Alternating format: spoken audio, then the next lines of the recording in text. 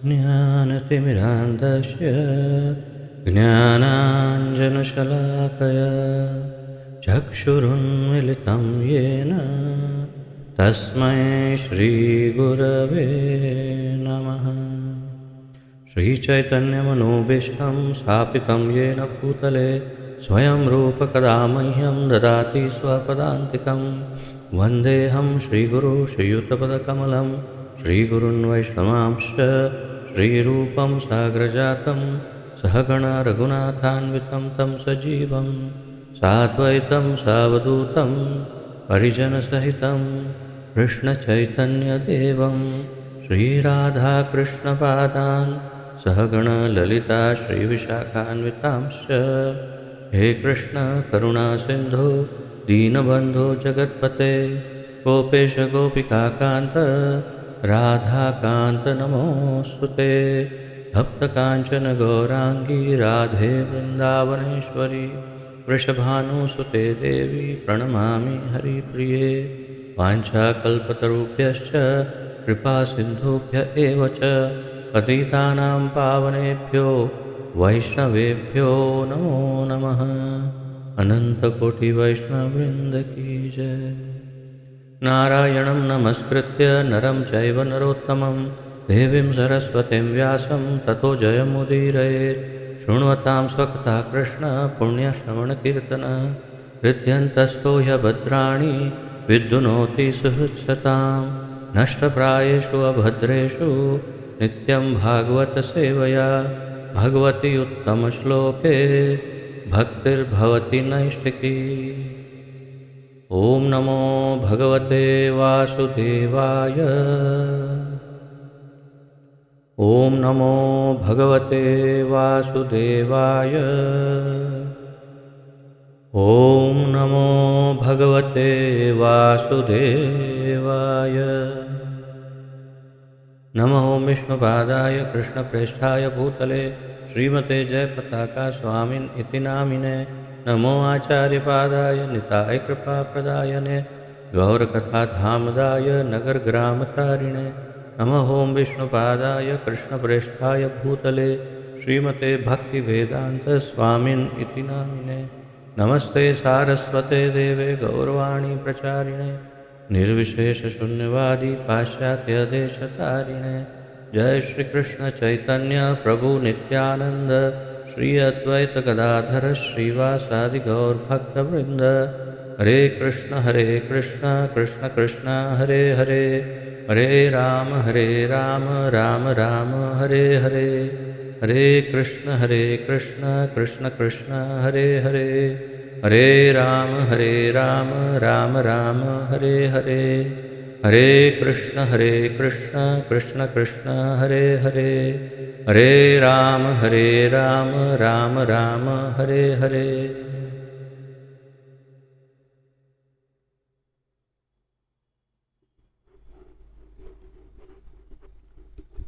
आप सभी का बहुत बहुत स्वागत है आज के इस अति महत्वपूर्ण ज्ञान यज्ञ में, जिसके अंतर्गत हम श्रीमद् भागवत महापुराण का अध्ययन कर रहे हैं। इसका आलेखन हमारे इस्कॉन के संस्थापक आचार्य श्री श्रीमद् अभय चरणारविंद भक्तिवेदांत स्वामी श्रील प्रभुपाद जी ने किया है। श्रील प्रभुपाद की जय। तो प्रथम स्कंद के 5वें अध्याय में हम उस अद्वितीय अलौकिक घटना को देख पा रहे हैं, सुन पा रहे हैं, जिसके अंतर्गत श्री नारद मुनि अपने प्रिय शिष्य व्यास जी को भगवान की भक्ति और उनकी लीलाओं का महत्व समझा रहे हैं। तो पहले भागवत का महत्व, उनकी लीलाओं का महत्व इत्यादि, और अब फिर धीरे धीरे कर्म योग, और कर्म योग में अब ज्ञान की बात आज करने वाले हैं। अर्थात कि कर्म योग, श्रेष्ठ कर्म योग कौन सा है, तो ये समझा दिया उन्होंने कि जब सारे कर्म श्री भगवान के निमित्त ही किए जाए, अर्थात कि सारे कर्म केवल भगवान के लिए किए जाए, तब ये निश्चित रूप से फलीभूत होता है। अन्यथा ये हाँ, क्षमा करिए, अन्यथा इसमें व्यवधान उत्पन्न हो सकते हैं, क्योंकि यदि हम भगवान के निमित्त यदि नहीं करते हैं कर्मयोग, तो जो भी कर्म करते हैं, जो कुछ भी, वो सभी कर्मों का फल हमें भोगना पड़ता है। किंतु यदि हम जो भी करते हैं वो केवल भगवान के लिए करते हैं, तब हमें इसका फल भोगना नहीं पड़ता। अर्थात वो सब कुछ निष्काम कर्म हो जाता है या अकर्म कहलाता है, और कर्म फल शून्य कर्म हो जाता है। अर्थात क्रिया तो होती है परंतु कर्म नहीं होता, कर्म नहीं बनता। यदि हम जो कुछ करते हैं वो भगवान के लिए करते हैं तो। और इसी बात को उन्होंने, श्रील प्रभुपाद जी ने भी बहुत अच्छी तरह समझाया अभी तक, और आगे भी आज के अध्ययन में भी थोड़ा उसका फिर रिपीटेशन होगा, फिर पुनरावर्तन होगा। परंतु ये अब अवसर है कि जब हम समझ जाएं कि यदि हम सब कुछ जो कर रहे हैं, आप जिस स्थिति में हैं, यथा स्थिति यथा कार्य जो भी कर रहे हैं, उसी में सब कुछ भगवान को अर्पण कर देना है। अगर वैसे करने लग जाएंगे तो हम निश्चित रूप से कर्म फ्री हो जाएंगे, ये बहुत निश्चित है। इसी बात को पुनः एक बार आज फिर प्रभुपाद जी समझाएंगे, परंतु उससे पूर्व हम पुनरावर्तन करते हैं पिछले 2 श्लोकों का, जिनका कल हमने अध्ययन किया था। तो मैं स्क्रीन शेयर करता हूँ, आप सब पढ़ पा रहे हैं स्क्रीन पर?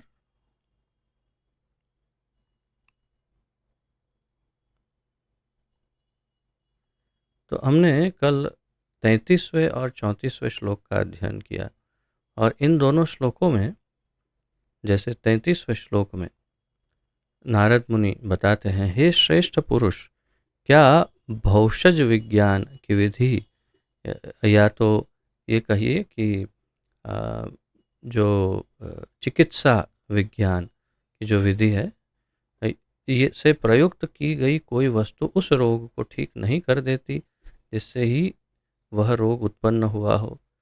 सार रूप में जो सबसे महत्वपूर्ण बात यह है कि यदि किसी वस्तु से कोई रोग उत्पन्न हुआ हो, वो रोग उसी को पुनः उपयोग करने से फिर ठीक हो सकता है, यदि उसे किसी अन्य दवाइयों के साथ मिला दिया जाए तो।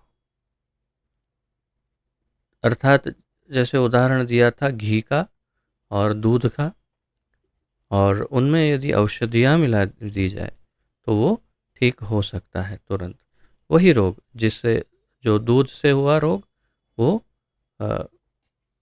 दूध का रोग जो है वो दही से, और दही में कुछ औषधियाँ मिलाने से, या फिर can you switch off the light please.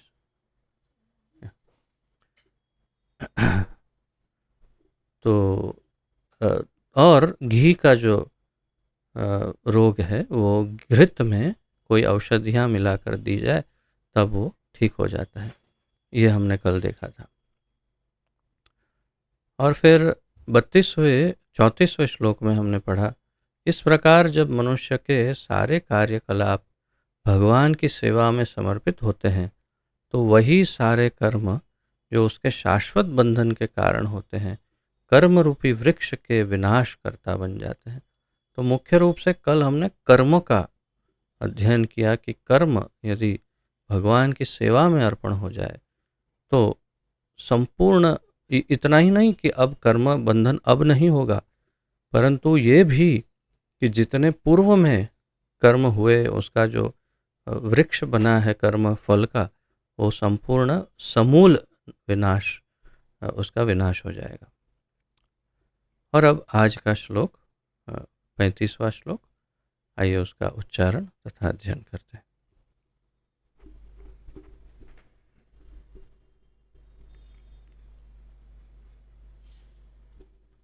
यदत्र क्रियते कर्म भगवत्परितोषणं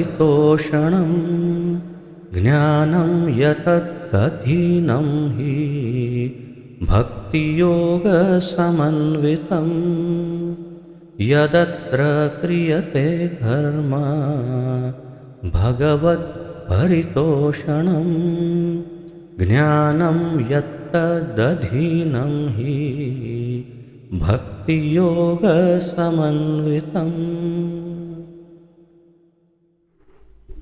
यदत्र क्रियते कर्म भगवत्परितोषणं ज्ञानं यतदधीनं हि भक्तियोगसमन्वितम्।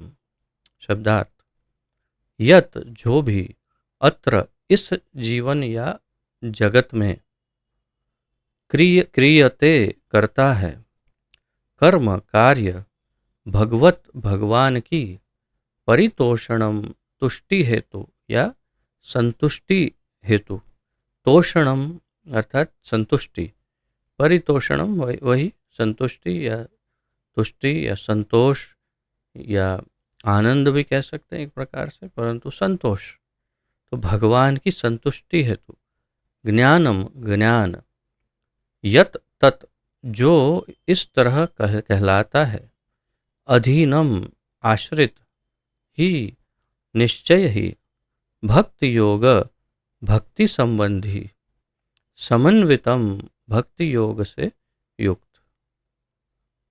तो यहाँ पर शब्दार्थ में महत्वपूर्ण जो है उन शब्दों में परितोषणम, किसकी? भगवत परितोषणम, भगवान की संतुष्टि हेतु, और ज्ञानम, यहाँ ज्ञान की बात होगी, और वो भक्ति योग समन्वितम, भक्ति योग से युक्त ज्ञान, वो क्या है? अधीनम आश्रित।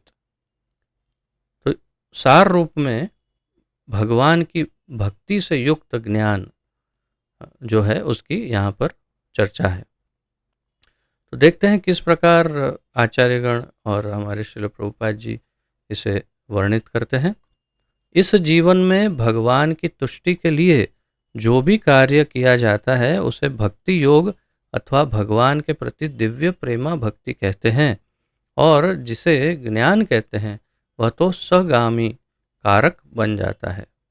यहाँ फिर से हिंदी में काफ़ी भारी शब्दों का प्रयोग है और अनुवाद में अधूरापन है वास्तव में, क्योंकि श्रील प्रभुपाद जी ने जैसा अंग्रेजी में लिखा है वो पूर्ण रूप से अनुवादित नहीं हुआ यहाँ, तो इसलिए मैंने फिर इसे दोबारा अनुवाद किया है, और वो मेरा अनुवाद जो है वो मैं यहाँ पर फिर से पढ़ता हूँ। इस जीवन में भगवान के उद्देश्य की संतुष्टि के लिए, प्रभुपाद जी अंग्रेजी में लिखते हैं, यहाँ इन्होंने लिखा है भगवान की तुष्टि के लिए, नहीं, प्रभुपाद जी लिखते हैं भगवान के उद्देश्य की संतुष्टि के लिए जो भी कार्य किया जाता है उसे भक्ति योग या भगवान की दिव्य प्रेम सेवा या प्रेम भक्ति कहा जाता है। तो इस जीवन में भगवान की संतुष्टि या भगवान के उद्देश्य की संतुष्टि के लिए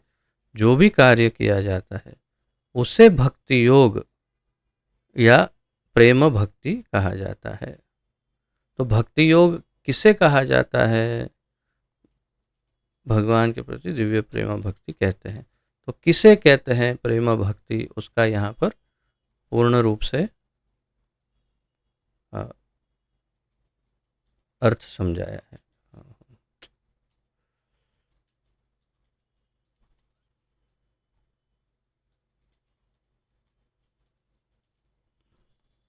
भक्ति योग किसे कहते हैं या प्रेम भक्ति किसे कहते हैं? जो भगवान की संतुष्टि के लिए किया जाए उसे भक्ति योग या प्रेम भक्ति कहते हैं, और वह तो सगामी कारक बन जाता है। क्षमा करिए, मैंने इसको ज़्यादा कर दिया। ये नहीं आएगा वास्तव में, इसे फिर करना पड़ेगा।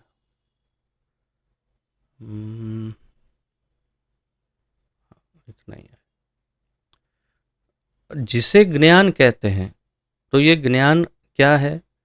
वह तो सहगामी कारक बन जाता है, या जैसे मैंने अनुवाद किया इसका, तो और जिसे ज्ञान कहा जाता है वह एक सहगामी कारक बन जाता है। बात तो वही है। उसका अर्थ क्या है? सहगामी कारक क्या होता है? तो प्रभुपाद जी ने कुछ ऐसे अंग्रेजी शब्दों का उपयोग किया है जिसका अनुवाद, बहुत सारे अनुवाद देखने के बाद इस निष्कर्ष पर पहुँचे कि यही बहुत ही उपयुक्त इसका हिंदी समानार्थी शब्द है, सहगामी और कारक। तो सहगामी अर्थात जो हमेशा साथ साथ निभाता है, साथ देता है, और एक सेवक की भांति जो साथ देता है या जो उनसे निम्न स्तर पर साथ देता है, उसे सहगामी कहते हैं। मूल रूप से अगर देखें तो जैसे जैसे हम यहाँ पर भक्ति की बात करें तो भक्ति के साथ सहगामी उनके सपोर्टर्स, उनके समर्थक या उनके उनको हेल्प करने वाले हेल्पर्स। तो वैराग्य और ज्ञान ये हमेशा उनके साथ रहते हैं भक्ति के। और यदि वैराग्य और ज्ञान न हो तो भी भक्ति पूर्ण रूप से, स्वतंत्र रूप से संपूर्ण होती है। ऐसा कभी नहीं कहा जा सकता कि भक्ति ज्ञान और वैराग्य के बिना अधूरी है। ये बात हमने पहले भी पढ़ी, इसके श्लोक भी पढ़े हमने भागवत में, तो ये स्पष्ट है एकदम, पहले चर्चा हो चुकी है इसकी, कि भक्ति जो है वो इंडिपेंडेंट, स्वतंत्र है, परंतु फिर भी उसको सपोर्ट करने के लिए ज्ञान और वैराग्य होते हैं। तो यहाँ पर जिस ऐसा भक्ति योग जिसमें सब कुछ भगवान की संतुष्टि के लिए, भगवान के उद्देश्य की संतुष्टि के लिए सब कुछ किया जा रहा हो, ऐसे में जो ज्ञान सपोर्ट कर रहा है उसको, उस भक्ति को, उस प्रेम भक्ति को, तो वह उसका सहगामी कारक बन जाता है, अर्थात वो उसके साथ साथ रहकर उस पर निर्भर होता है। अब इसी का अनुवाद श्रील विश्वनाथ चक्रवर्ती ठाकुर इस प्रकार कर रहे हैं और अधिक स्पष्ट होगा। वह ज्ञान जो कर्म से उत्पन्न होता है, श्रील विश्वनाथ चक्रवर्ती कहते हैं, वह ज्ञान जो कर्म से उत्पन्न होता है, जो भगवान को अर्पित होने के कारण उन्हें प्रसन्न करता है, जो भगवान को अर्पित होने के कारण उन्हें प्रसन्न करता है, भक्ति से संपन्न होता है। तो वह ज्ञान जो कर्म से उत्पन्न हुआ, और कौन से कर्मों से? ऐसे कर्म जो भगवान को अर्पित होने के कारण उन्हें प्रसन्न करते हैं भगवान को। तो ऐसे कर्म जो भगवान को प्रसन्न कर रहे हैं, उससे जो ज्ञान उत्पन्न हुआ वो भक्ति से संपन्न होता है, अर्थात उस ज्ञान में भक्ति होती है। और श्रील विश्वनाथ चक्रवर्ती आगे उनके तात्पर्य में ज्ञान मिश्र भक्ति, कर्म मिश्र भक्ति और ये सब का बहुत कुछ काफ़ी लंबा चौड़ा समझाते हैं, परंतु हम मूल रूप से हमें ये सार रूप में यहाँ यही समझना है कि मुख्य रूप से जो भी कर्म भगवान की संतुष्टि के लिए किया जाता है, उससे जो ज्ञान उत्पन्न होगा वो ज्ञान वास्तव में भक्ति योग ही है, या तो भक्ति से समन्वित है या भक्ति से परिपूर्ण है वो ज्ञान, या भक्ति पर आश्रित है, ऐसा भी कह सकते हैं, जैसे यहाँ प्रभुपाद जी कह रहे हैं। अब पहले एक कार्य करते हैं, श्रील श्रीधर स्वामी का ट्रांसलेशन भी, अनुवाद भी बहुत उत्तम है, वो भी पढ़ लेते हैं। तो श्रील श्रीधर स्वामी इसका अनुवाद इस प्रकार कर रहे हैं। इस लोक में श्री भगवान को प्रसन्न करने वाले जिन कर्मों को किया जाता है, इस लोक में श्री भगवान को प्रसन्न करने वाले जिन कर्मों को किया जाता है, उसके द्वारा जिस ज्ञान की उत्पत्ति होती है, वो कर्म को करने से, भगवान की संतुष्टि में करने से, उन कर्मों को जो ज्ञान की उत्पत्ति होती है वह भक्ति योग से युक्त होता है। वो भक्ति योग से युक्त। आशा है अब एकदम स्पष्ट हो गई होगी ये बात, इसमें कोई संशय नहीं हो, ऐसी मेरी आशा है कि जो कुछ भी भगवान के लिए करते हैं उसमें से जो ज्ञान उत्पन्न होता है वह भक्ति योग से युक्त होता है। अर्थात वो वास्तव में शुद्ध ज्ञान नहीं, भक्ति योग युक्त ज्ञान कहलाता है। ये उनका अनुवाद इस प्रकार है श्रील श्रीधर स्वामी का। अब श्रील प्रभुपाद जी का तात्पर्य देखते हैं। आमतौर पर लोकप्रिय धारणा यह है कि शास्त्रानुमोदित विधि से सकाम कर्म करने से मनुष्य आत्म साक्षात्कार के लिए दिव्य ज्ञान प्राप्त करने के योग्य बन जाता है। लोकप्रिय धारणा ऐसी है, अर्थात मान्यता ऐसी है, सब लोग ऐसा समझते हैं या मानते हैं, इस शास्त्रानुमोदित विधि से सकाम करने से, यानी शास्त्र में जैसे बताया है कि ये करो, ये मत करो, ऐसा करो, ऐसा मत, ये करने से ये मिलेगा, ये करने, तो ऐसे सकाम करने से मनुष्य आत्म साक्षात्कार के लिए दिव्य ज्ञान प्राप्त करने के योग्य बन जाता है। ऐसा माना जाता है कि शास्त्र के अनुसार सकाम कर्म करने से, जो चाहिए, ये चाहिए, वो चाहिए, उसके लिए जो कर्म करते हैं, वो कर्म को करने से आत्म साक्षात्कार का दिव्य ज्ञान उसमें से प्राप्त हो सकता है, ऐसे सकाम कर्म करने से, ऐसी मान्यता है।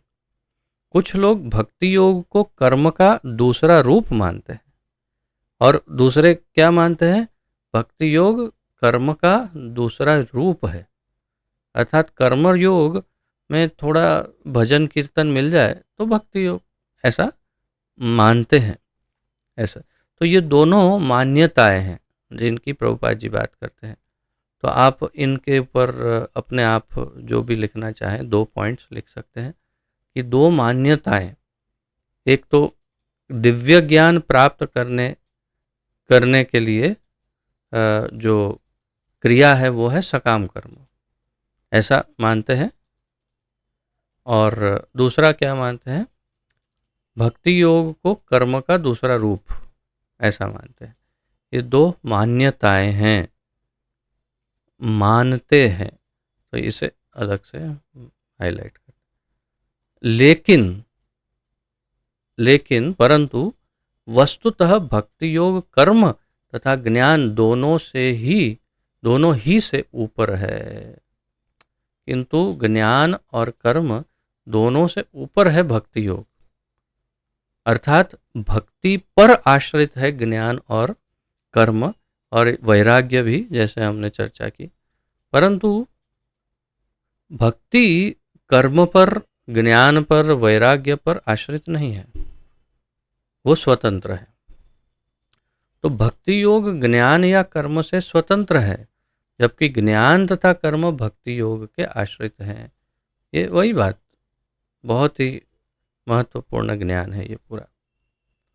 अब ये जैसे हम अभी प्राप्त कर रहे हैं वो क्या है, ज्ञान ही है। तो ये कौन सा ज्ञान है, भक्ति योग युक्त ज्ञान है, बिल्कुल शुद्ध भक्ति योग युक्त ज्ञान। और इस ज्ञान से क्या मिल रहा है हमें, हमारी भक्ति सुदृढ़ हो रही है। तो अर्थात ये बहुत ही उत्तम ज्ञान है, अर्थात ये लगभग भक्ति के समान ही है ये ज्ञान, क्योंकि इससे हमारी भक्ति उत्तम हो रही है। ये बहुत वांछित ज्ञान है, बहुत ही लभ्य ज्ञान है, इसे प्राप्त करना प्राप्य है, इसे प्राप्त करना ही चाहिए। इसे प्राप्त कर कर हमारी भक्ति सुदृढ़ होगी, उत्तम होगी। परंतु यदि कोई ऐसा ज्ञान हो, शुष्क ज्ञान, जैसे प्रभुपाद जी लिखते हैं, सूखा ज्ञान, जिसमें लौकिक चीज़ें हों या आध्यात्मिक भी हो, परंतु भगवान की कोई बात ना हो। जैसे वेदों में कुछ उपनिषदों, पुराणों, कुछ कुछ पुराणों में कहीं कहीं पर जैसे कोई वर्णन नहीं भगवान का, भगवान की लीलाओं का, उनके गुणों का, उनका कोई वर्णन नहीं। और ये लोक में ऐसा होता है, ये कर्म में ऐसा होता है, ये इसमें ऐसा होता है, ये है तो अच्छा ज्ञान सब, परंतु उसमें भक्ति नहीं है, अर्थात वो शुष्क ज्ञान है, मीठा नहीं लगता है वो ज्ञान, भारी लगता है। जैसे कोई वेदांती हो अगर, तो आप उनके समक्ष कभी बैठ जाएं, क्योंकि आपको ज्ञात होगा, मैंने कई बार आपसे कहा कि मैं जिस वातावरण से भक्ति योग में आया, वो वातावरण पूर्ण रूप से पहले ज्ञान अर्थात ज्ञान मार्गियों का वातावरण है। और कुछ प्रशिक्षण भी ऐसे मिले बचपन में कि जो ज्ञान मार्गियों के मध्य में, तब कभी कभी ऐसा जैसे कि भगवत गीता आदि का कुछ ज्ञान हो तो उसमें थोड़ा बहुत कहीं रस आ भी सकता है, परंतु वो भी उनके कहने, हमारी एक भक्त यदि भगवत गीता का वर्णन करेंगे तो वो रस से भरपूर है, परंतु ये शुष्क ज्ञान वाले चिंतक या जो निर्विशेषवादी या शून्यवादी, मायावादी, अर्थात जो भगवान के स्वरूप को नहीं मानने वाले, ऐसे वेदांतियों के पास जब सुनते हैं और यदि वेदों की बात वो करने लग जाए, आप कभी ऐसा कभी मौका आए, मैं तो कहता हूँ ना आए, क्योंकि महाप्रभु कहते हैं मायावादिर भाष्य सुनी ले हय सर्वनाश। यदि मायावादी का भाष्य सुन लेंगे तो सर्वनाश हो जाएगा, ऐसा महाप्रभु श्री चैतन्य महाप्रभु स्वयं कह रहे हैं। तो फिर भी यदि कभी सुनने में आ जाए तो आपको इतनी कठिनाई होगी, इतनी परेशानी होगी उसे समझने में कि लगेगा कि ये व्यक्ति जो बोल रहे हैं वो बोल कैसे पा रहे हैं। समझ में कुछ भी, एक शब्द समझ में नहीं आता, एक शब्द, ऐसा कॉम्प्लिकेटेड, इतना पेचीदा, इतना गहन और विचित्र सब ज्ञान। और हमें लगता है ये तो बिल्कुल निरस है, एकदम सूखा है, छोड़ो छोड़ो, और छोड़ देते हैं। जैसे पूर्व समय में बहुत ही, मैं काफ़ी तरुण अवस्था या तो युवा अवस्था में बस प्रवेश करने वाला था, उस समय की बात है। मेरे दादाजी के सामने एक बार बैठा था, बड़े बहुत बड़े विद्वान थे, प्रकांड विद्वान, सारे वेद रखे थे उनके पास। एक बार उन्होंने कुछ ऐसे ही ज्ञान मार्ग की कोई पुस्तक मुझे कहा कि आओ बैठो मेरे सामने पढ़ो। तो मैं, क्योंकि दादाजी का आदेश है, बहुत हम सब उनका बहुत आदर करते थे, तो मैं बैठ गया उनके सामने, अंग्रेजी में थी किताब में, पढ़ने लगा। एक अक्षर, एक शब्द नहीं, एक अक्षर समझ में नहीं आ रहा था, बस पढ़ता जा रहा था, पढ़ता जा रहा था। और उस पढ़ने की प्रक्रिया में इतनी बोरियत आ गई मुझे कि ऐसे बहुत ही ध्यान से, जैसे क्या कहते हैं, एक प्रकार से आडंबर ही कर रहा था मैं कि हाँ बहुत अच्छा है, पढ़ रहा हूँ मैं, उनको आदर देने के लिए। और वे सुन रहे थे ऐसे ऐसे। और फिर मैंने एक समय पर मुझे लगा कि कुछ ज़्यादा ही हो रहा है, तो मैंने थोड़ा सा ऐसा करके देखा कि और कितना बाकी है। तो उनकी नज़र पड़ गई मुझ पर और कहा, हाँ अच्छा नहीं लग रहा है, कुछ परेशानी हो रही है, कष्ट हो रहा है, मज़ा नहीं आ रहा है। मैं कहा नहीं, मुझे थोड़ा सा और कार्य था दादाजी, लेकिन ठीक है, छोड़ दो छोड़ दो, बाद में पढ़ेंगे। और फिर इतना मैंने अपने आप को मुक्त महसूस किया, मतलब छोड़ो चलो, गया, कुछ समझ में ही नहीं आ रहा, ऐसा ज्ञान क्या, यहाँ का ये क्या हुआ, उसका वो क्या है, ये क्या है, भगवान के विषय में एक शब्द नहीं। तो ये शुष्क ज्ञान है। मैं क्यों इतना लंबा चौड़ा कह रहा हूँ आपको, ताकि ज्ञान क्या है और भक्ति योग आश्रित ज्ञान क्या है, उनका भेद क्या है, अंतर क्या है, वो समझा रहा हूँ। कि भक्ति योग युक्त ज्ञान जो अभी हम ले रहे हैं, ये शुद्ध भक्ति योग युक्त ज्ञान ही प्राप्त कर रहे हैं, लेकिन इसमें आनंद आता है, इसमें समझ सब कुछ आता है, आनंद आता है और सरलता से, और मीठा बहुत लगता है। भगवान की बात है सब। तो ये प्रमाण है कि जब भक्ति योग पर आश्रित ज्ञान होगा तो अच्छा लगेगा। तो भक्ति योग ही परम है, ये उसका अर्थ है। तो यहाँ पर प्रभुपाद जी कहते हैं, लेकिन भक्ति योग कर्म तथा ज्ञान दोनों से ही ऊपर है। भक्ति योग ज्ञान या कर्म से स्वतंत्र है, जबकि ज्ञान तथा कर्म भक्ति योग के आश्रित है। इसके अनुसंधान में कुछ श्लोक देखते हैं शास्त्रों से। तो मेरी चेतना में जो जो आया वो मैं आपके सामने कुछ थोड़े बहुत श्लोक प्रस्तुत करता हूँ। तो आप यहाँ पर मैं स्क्रीन पर शेयर करता हूँ।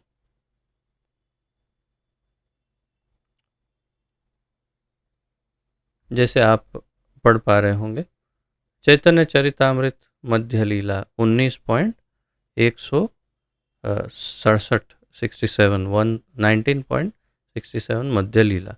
और वास्तव में ये श्रील रूप गोस्वामी कृत भक्ति रसामृत सिंधु में प्रथम स्कंद के प्रथम अध्याय का 11वां श्लोक है।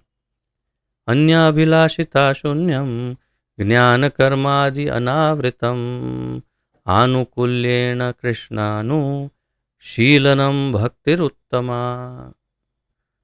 अन्याभिलाषिता शून्यम, अन्य अभिलाषिता शून्यम ज्ञान कर्म आदि अनावृतम आनुकूल्येन कृष्णानुशीलनम भक्तिरुत्तमा। उसका अर्थ क्या है? जब प्रथम श्रेणी की भक्ति विकसित होती है तब मनुष्य को समस्त भौतिक इच्छाओं, अद्वैत दर्शन से प्राप्त ज्ञान तथा सकाम कर्म से रहित हो जाना चाहिए। भक्त को कृष्ण की इच्छा अनुसार अनुकूल भाव से उनकी निरंतर सेवा करनी चाहिए। तो उत्तम भक्ति, भक्तिर उत्तमा, उत्तम भक्ति का यहाँ उसकी स्थिति, उसकी कंडीशन यहाँ बता रहे हैं कि जब प्रथम श्रेणी की भक्ति विकसित हो जाती है तब तो मनुष्य को समस्त भौतिक इच्छाओं अर्थात कर्म आदि तो और अद्वैत दर्शन से प्राप्त ज्ञान, अर्थात जैसा सूखा ज्ञान जो मैंने आपको पहले अभी वर्णन किया पूरा स्टोरी, वो वैसा सूखा रूखा सूखा ज्ञान जिसमें भगवान के विषय में एक शब्द नहीं, और अद्वैत दर्शन अर्थात मैं और भगवान एक ही है वैसा ज्ञान, वो सब ज्ञान तथा सकाम कर्म से रहित हो जाना चाहिए। और सकाम कर्म, मुझे ये चाहिए, मुझे वो चाहिए, उसके लिए ये करो, उसके लिए ये करो, ये करने से ये मिलेगा, वो करने से ये मिलेगा।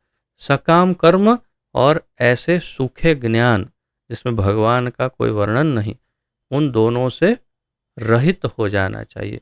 ज्ञान कर्मादि अनावृतम, अनावृत हो जाना चाहिए, उससे मुक्त हो जाना चाहिए। तब क्या मिलेगा? और फिर क्या करना चाहिए?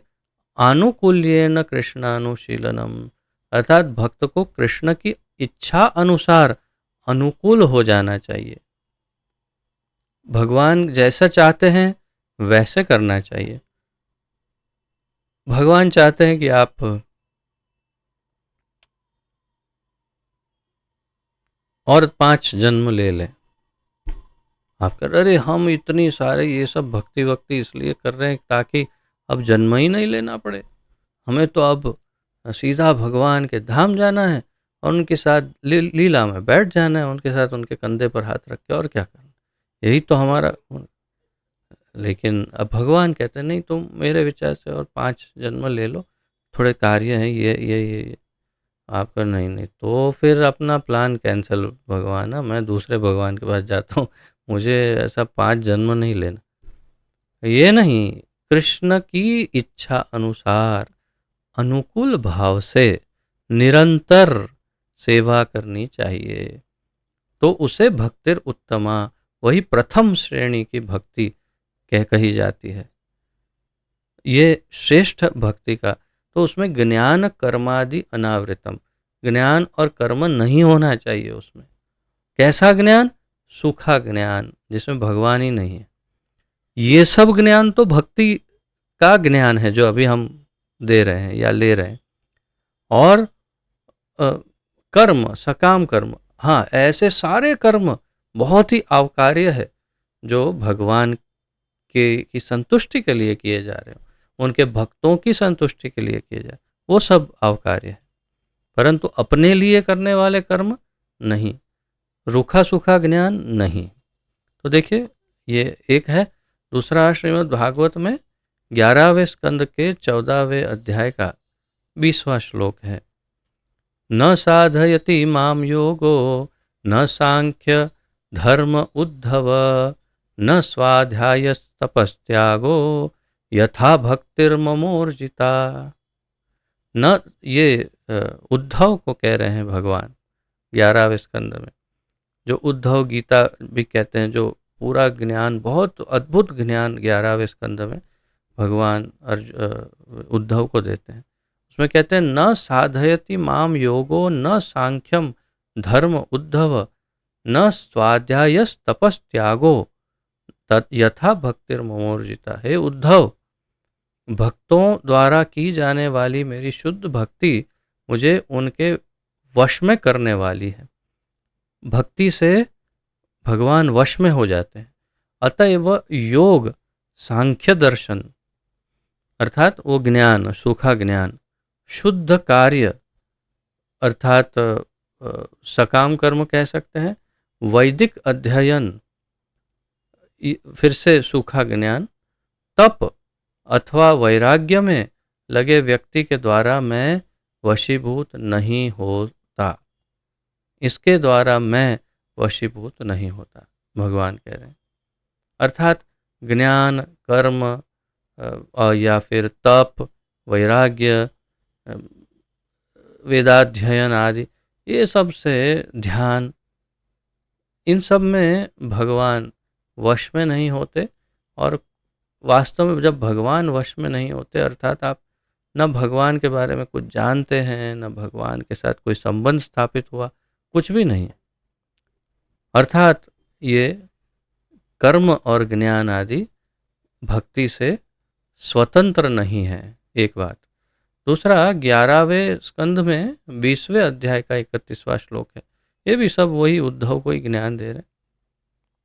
तस्मात् मद्भक्ति युक्तस्य योगिनो वै मदात्मनः न ज्ञानम न च वैराग्यम प्रायः श्रेयो भवेद इह।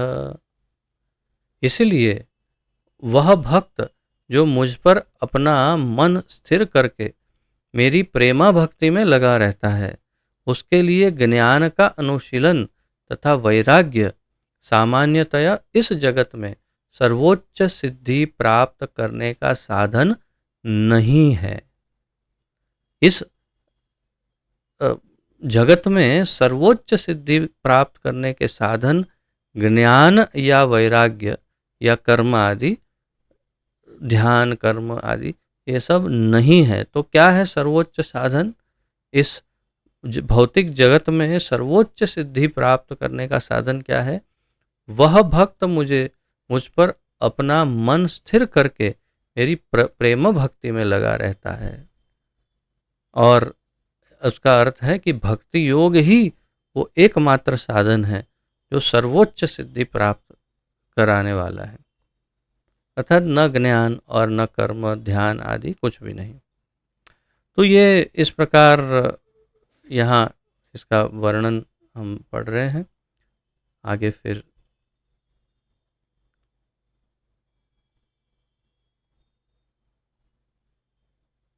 हाँ, अब आप फिर से पुराना स्क्रीन देख पा रहे हैं?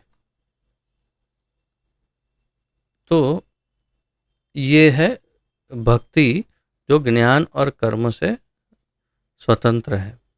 यह क्रिया योग या कर्म योग जिसकी संस्तुति नारद ने व्यास के लिए की है, विशेष रूप से संस्तुत हुआ है क्योंकि मूल सिद्धांत तो भगवान को प्रसन्न करना है। भगवान नहीं चाहते कि उनके पुत्र रूप सारे जीव जीवन के त्रिविध तापों से पीड़ित रहें।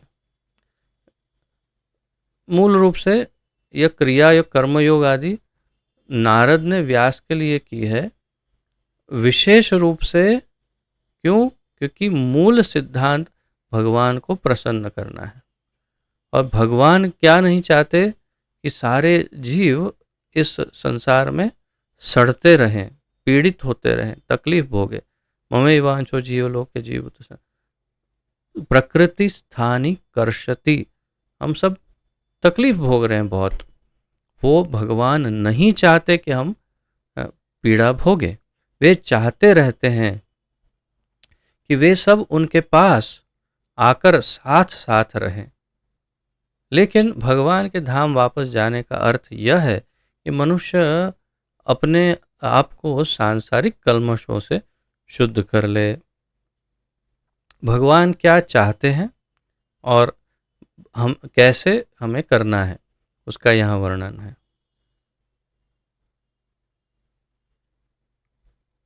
तो यहाँ तक ये भगवान क्या चाहते हैं और कैसे जा सकते हैं भगवत धाम। वो भगवान ये, अब देखिए पिता का ही उदाहरण है। आप बार बार इसी कल्पना को, इसी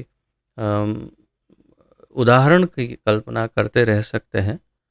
जब कभी भी भगवान के और हमारे संबंध की बात आए तो ये एक उदाहरण हमेशा याद कर सकते हैं कि एक बहुत ही अधिक धनवान या प्रतिष्ठावान शक्तिशाली पिता है, जैसे कोई राजा, और हम उनके एक पुत्र है राजकुंवर की तरह, राजकुमार।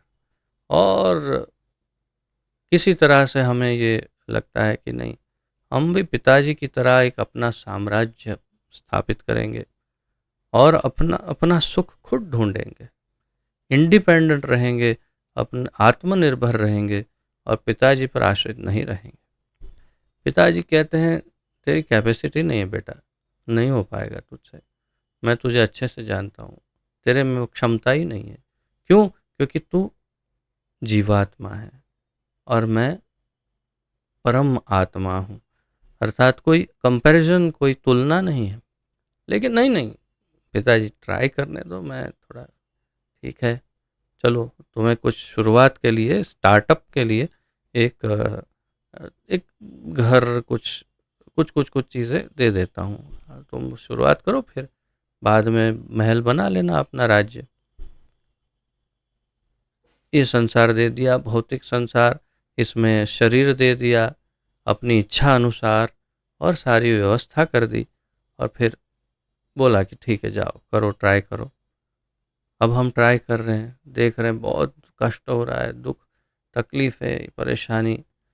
पिताजी एक बार निकले, कहीं शिकार पे गए होंगे, राजा है ना, तो घूमते घूमते घर के पास आ गए। तो हाँ बेटा, सब ठीक ठाक, सब कोई प्रॉब्लम नहीं है ना?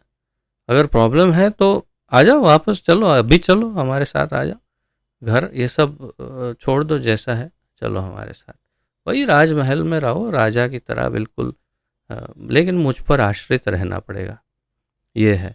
और जो कुछ करोगे मेरे लिए करना पड़ेगा, मेरे निमित्त करना पड़ेगा, मेरे लिए करना पड़ेगा, मुझे ही प्रसन्न करना पड़ेगा, और मैं सदैव तुम्हें प्रसन्न करता रहूँगा। और तुम्हें कभी किसी बात की कोई चिंता, कोई कमी, कोई तकलीफ, कोई कष्ट, कोई परेशानी नहीं होगी, ये मेरी गारंटी। आना चाहते हो तो चलो वापस, नहीं चलो कोई बात नहीं, ये याद रखना बात को, मैं जा रहा हूँ। भगवत गीता दे दी, चले गए। बार बार आते हैं, बार बार अवतार लेकर के समझाते हैं, आजा बेटा घर आजा, वापस आजा। उसमें से कुछ जीव तैयार हो जाते हैं, हाँ पिताजी अब थक गया, चलो, नहीं होता है, नहीं मैं ट्राई किया, नहीं हो रहा, तो चलो आ जाओ आ जाओ। तो वो भगवान के धाम चले जाते हैं और फिर दोबारा कभी नहीं छोड़ते। एक बार स्वाद चख लिया है छोड़ने का भगवान को, फिर नहीं छोड़ते। तो भगवान यही चाहते हैं, वे चाहते रहते हैं कि वे सब उनके पास आकर साथ साथ रहें। लेकिन भगवान के धाम वापस जाने का अर्थ यह है कि मनुष्य अपने आप को सांसारिक कल्मशों से शुद्ध कर ले, ये सब छोड़ना पड़ेगा, मोह माया त्याग करनी पड़ेगी। कहने के लिए तो बहुत सरल है ना, मोह माया छोड़ दो, बहुत ही सरल है, कितने फिल्मों में या सीरियलों में बोल दिया होगा लोगों ने अब तक, कितनी बार सुना, कितने गुरुओं ने बोल दिया होगा मोह माया छोड़ दो, लेकिन ये ऐसा सरल नहीं है। तो कौन छोड़ सकता है माया को? मामेव ये प्रपद्यन्ते मायाम एताम तरन्ति ते। जो वास्तव में कृष्ण आश्रित है, संपूर्ण रूप से श्री कृष्ण पर निर्भर है, केवल वही माया से मुक्त हो सकते हैं। वे ही इन मोह जाल से मुक्त हो सकते हैं। उसमें रहते हुए, इसी मोह जाल में, इसी माया जाल में रहते हुए भी मुक्त हो सकते हैं। उदाहरण दिया जाता है मकड़ी का। मकड़ी, स्पाइडर, स्पाइडर मकड़ी खुद ही जाल बनाती है, इतना जबरदस्त जाल बनाती है, और कोई जीव ऐसा नहीं जो उसमें फंसे नहीं। अच्छे भले बड़े कीड़े मच्छर ये वो जो भी हो, सब उसमें फंस जाते हैं और अंततोगत्वा आहार बन जाते हैं उस मकड़ी का। लेकिन कितना बड़ा आश्चर्य है कि मकड़ी स्वयं कभी अपने जाल में नहीं फंसती। कभी देखा हो, कभी कोई मकड़ी पुकारे, अरे भाई थोड़ा बचाओ यार, मैं फंस गया, थोड़ा देखो, अब मेरा मेरा ही अपना ऐसे लपेट गया है, क्या करूँ, कुछ निकल नहीं पा रहा। कभी नहीं, कभी देखा, कभी देखा कि मकड़ी अपने जाल में फंसी हुई? कभी नहीं देखेंगे। तो भगवान तो वो मकड़ी है जिन्होंने जाल बुना, वे कभी माया के अंतर्गत आते नहीं, ये मायावादी समझते नहीं। परंतु जो भगवान के शुद्ध भक्त हैं, जो उन पर संपूर्ण रूप से आश्रित हो जाते हैं, वे मकड़ी के छोटे बच्चे मकड़ियों जैसे ही हो जाते हैं, और मकड़ी के बच्चे भी मकड़ी के जाल में फंसते नहीं हैं। स्पाइडर के जाल में उनके बच्चे भी नहीं फंसते। वैसे ही जो भक्त हैं वो भी माया जाल में फंसते नहीं हैं, उसमें रहते हुए भी फंसते नहीं हैं। तो ये एक ही उपाय है, आश्रय लेना उनका संपूर्ण, शरण। अतः जब भगवान को तुष्ट करने के लिए कर्म किया जाता है, तो कर्ता धीरे धीरे भौतिक कल्मश से शुद्ध हो जाता है। तो कैसे करना है उसका उपाय प्रभुपाद जी ने यहाँ दे दिया। जो अभी मैं कह रहा था, कैसे कैसे शरण लेनी, कैसे मुक्त होना, कैसे भगवान का शरणागत होकर रहना। तो जब भगवान को संतुष्ट करने के लिए कर्म किए जाए, जो करेंगे सब भगवान की संतुष्टि के लिए, तो धीरे धीरे भौतिक कल्मश से शुद्ध हो सकते हैं। इस शुद्धिकरण का अर्थ है आध्यात्मिक ज्ञान की प्राप्ति। अब ये शुद्धिकरण कैसे संभव होगा? तो उस शुद्धिकरण को कहते हैं आध्यात्मिक ज्ञान की प्राप्ति। तो ज्ञान है, उसकी प्राप्ति है, परंतु वो कौन सा ज्ञान है? जो भगवान के संदर्भ में है। इसलिए शुद्ध भक्ति योग से निर्मित या समन्वित ये ज्ञान है, अर्थात भक्ति योग युक्त ज्ञान है। अतएव ज्ञान भगवान के लिए किए गए कर्म पर आश्रित रहता है। अच्छा, ये ज्ञान आया कहाँ से, उत्पन्न कहाँ से हुआ? वो भगवान के लिए जो कर्म किए उसमें से उत्पन्न हुआ। भगवान के लिए कुछ से, अब कैसे उदाहरण ले, एक उदाहरण लेते हैं। जैसे मान लो कि कोई नया नया भक्ति में जुड़ रहा है और उसे सेवा में लगना है भगवान, वो चाहता है कि उसके सारे कार्य जो है भगवान की सेवा में समर्पित हो जाए। बहुत ही अच्छी बात है।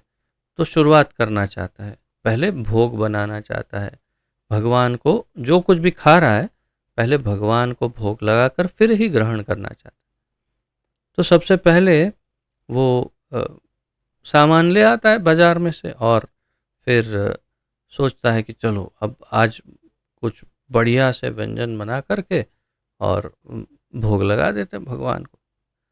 तो जैसे मेरा उदाहरण है, वैसे मैं जब पूर्व काल में बहुत ही शुरुआत में सिर्फ भगवत गीता ले आया, पढ़ा, उसमें लिखा था सब कुछ भगवान को अर्पण करके खाना चाहिए। मैं अकेला रहता था यूएई में, अमेरिट्स में, शारजा, और वहाँ पर मैगी बनाता था। मैगी बनाई, उसमें बहुत सारा सुंदर सा एकदम छोटे छोटे टुकड़े करके प्याज डाला, बहुत सारा, भगवान को अर्पण किया। लीजिए ठाकुर जी, आप ग्रहण कीजिए, उसके बाद ही हम खाएं, क्योंकि भगवत गीता में लिखा है आपने सब मुझे अर्पण करना है। आप सोच सकते हैं भगवान कैसे नाक बंद करके ऐसे मुंह फेर रहे होंगे, ये क्या अर्पण कर रहा है मूर्ख। लेकिन तात्पर्य यह है कि ज्ञान प्राप्त नहीं हुआ था, पूर्ण ज्ञान नहीं मिला था, अधूरा ज्ञान मिला था। फिर गुरु ने बताया, अरे भाई प्याज लहसुन तो भगवान को बिल्कुल प्रिय नहीं है, वो तो महाअसुर राहु के खून और मांस से लहसुन और प्याज का निर्माण होता है, और वो अतिशय तामसिक है, अतिशय क्या कहते हैं उसे, त्याज्य वस्तु है। मैं आपको ये बता दूं, पद्म पुराण में मैंने स्वयं पढ़ा है, लिखा है कि मांस से भी अधिक भयानक प्याज और लहसुन है, ऐसा पद्म पुराण में लिखा था। तात्पर्य यह है कि भगवान उसे ग्रहण नहीं करते। गुरु ने सिखाया, ओ सॉरी सॉरी सॉरी, तो क्या करना चाहिए, अपने हाथों से कुछ भगवान को जो प्रिय हो वो बनाकर खिलाना चाहिए भगवान को। तो ये क्या हुआ, भगवान को क्या प्रिय है, भगवान को क्या पसंद है, क्या नापसंद है, उसका ज्ञान मिला। ज्ञान मिला तब हमने उत्तम ढंग से उनकी सेवा करना प्रारंभ किया। तो ये ज्ञान अत्यंत आवश्यक है। ये ज्ञान न हो तो हम भगवान की सेवा नहीं कर सकते। आजकल यही हो रहा है। जो भी लोग सेवा करने का दावा करते हैं, भक्ति करने का दावा करते हैं, उनको इतनी विनम्रता ही नहीं कि वे ज्ञान प्राप्त करें दूसरों से, ज्ञान नहीं प्राप्त करना चाहते, और विशेष रूप से शुद्ध शास्त्रों से। तो वे जो अपने मन में आता है वैसे करना चाहते हैं। वर्तते काम कारतः, भगवत गीता में भगवान कहते हैं, न स सिद्धिम न वापनोति न सुखम न पराम गतिम, यह शास्त्र विधिम उत्सृज्य वर्तते काम कारत। जो शास्त्रों में लिखा है उससे विपरीत ही अपने मन माने ढंग से जो कार्य करते हैं, उससे कुछ भी नहीं मिलने वाला है। दुख दुख दुख, और कोई सिद्धि नहीं, सफलता नहीं। अगरबत्ती ली, नहाकर निकला, तौलिया पहन के अगरबत्ती ली, जलाई, और जो घुमाना शुरू किया, घुमा रहा है घुमा रहा है घुमा रहा है घुमा, घर में जितने चित्र है उसको घुमा रहा है घुमा रहा है घुमा रहा है। सामने पत्नी आ गई, उसके सामने भी घुमा दिया, अरे साइड पर हट, तू कहाँ बीच में आ गई, तो घुमा रहा है। और फिर आलू के ऊपर डाल दिया, बोले हमारी पूजा हो गई, हमने भक्ति कर ली। ये क्या भक्ति है महाराज जी। अर्थात भगवान भी ऐसे ऐसे देखते रहे होंगे कि क्या घुमा रहा है घुमा रहा है घुमा रहा है। तात्पर्य है कि ये भक्ति नहीं है। ज्ञान, ज्ञान चाहिए, कैसे भक्ति करें। तो इस शुद्धिकरण का अर्थ है आध्यात्मिक ज्ञान की प्राप्ति। अतएव ज्ञान भगवान के लिए किए गए कर्म पर आश्रित है। अर्थात हम भगवान की कैसे सेवा करेंगे, क्या उनको प्रसन्न करेगा, ये सारा ज्ञान जो है वो शुद्ध ज्ञान, भक्तिमय ज्ञान और आवश्यक ज्ञान है। भक्ति योग या भगवान की तुष्टि से विहीन अन्य ज्ञान किसी को भगवत धाम नहीं पहुंचा सकता, जिसका अर्थ यह हुआ कि वह मोक्ष भी नहीं दिला सकता। जैसा कि नैष्कर्म्यम अप्यच्युत भाव वर्जितम श्लोक में व्याख्या की जा चुकी है। ये मेरे ख्याल से 1:5:12 या 17 ये श्लोक है, जस्ट चेक। उसमें ये, क्योंकि हमारे आचार्यगण विश्वनाथ चक्रवर्ती ठाकुर भी इसी श्लोक का वर्णन करते हैं। तो तात्पर्य क्या है, भक्ति योग या भगवान की तुष्टि से विहीन अन्य ज्ञान, जिसमें भगवान का कोई वर्णन ना हो ऐसा ज्ञान, और भगवान की संतुष्टि की कोई बात ना हो ऐसा ज्ञान, किसी को भगवत धाम नहीं पहुंचा सकता। जिस हाँ हाँ, ये कौन, नहीं नंबर कौन सा है, 1512, अच्छा 1:5:12 हमने अभी थोड़े दिन पहले ही पढ़ा होगा। तो उसमें बताते हैं, मैं उस पर आता हूँ। तो पहले भक्ति योग या भगवान की तुष्टि से विहीन अन्य ज्ञान किसी को भगवत धाम नहीं पहुंचा सकता, जिसका अर्थ यह हुआ कि वह मोक्ष भी नहीं दिला सकता। यह है गोल्डन सेंटेंस, स्वर्णिम वाक्य। इसे आप याद रखिए, और कभी भी कोई भी ज्ञान की चर्चा हो किसी के साथ, भक्ति की चर्चा, ज्ञान की चर्चा इत्यादि चल रही हो, और कभी कोई कहे कि ज्ञान प्रधान है, तो उन्हें आप ये कह सकते हैं। अब मुझे इस वक्त स्मरण हो रहा है कि पहले, क्योंकि मैं ज्ञान मार्गियों के मध्य एक एक जीव था, तो ज्ञान मार्ग को ही श्रेष्ठ मानता था। और जब कभी किसी अब तक मुझे स्मरण है ऐसे कम से कम 2-3 घटनाएं, जब मेरी किसी से चर्चा हुई और मैं बहुत ही उग्र चर्चा में पहुंच गया कि नहीं, भक्ति योग से श्रेष्ठ ज्ञान है, तो ज्ञान मार्ग सर्वश्रेष्ठ है, ऐसा मैं स्थापित कर। न सामने वाले बेचारे बहुत कच्चे थे, तो उनके पास हमें प्रमाणों से परास्त करने की सामर्थ्य नहीं था, तो वे मुझे परास्त नहीं कर पाए। और न मेरे पास कोई ऐसे प्रमाण थे कि मैं सिद्ध कर पाऊँ कि नहीं, यही सत्य है कि ज्ञान मार्ग श्रेष्ठ है। तात्पर्य क्या है? अब मुझे उस बात का बहुत ही दुख है, बहुत ही पीड़ा है कि कैसे मैंने उन भक्तों को, वो भी कृष्ण भक्त थे, उन लोगों को परास्त करने का प्रयास किया था। बहुत सालों पहले की बातें हैं ये सब। परंतु तात्पर्य क्या है? भक्ति योग जो है, यदि उसके अनुरूप ज्ञान ना हो, तो वो ज्ञान कोई फायदा नहीं पहुंचाएगा, न भगवान के धाम पहुंचा सकता है और ना ही मोक्ष दिला सकता है। ऐसा ज्ञान जिसमें भगवान का कोई वर्णन ना हो, जैसा कि इस श्लोक में व्याख्या की गई है, वो 1:5-12 में। और क्या अर्थ है? अच्छा, इंग्लिश में लिखा हुआ है प्रभुपाद जी। ओह अच्छा, हिंदी में लिखा नहीं है इन्होंने, अंग्रेजी में लिखा है 1:5-12। खैर, क्या है श्लोक, पढ़ो। नहीं, नॉट द श्लोक, ट्रांसलेशन। नॉट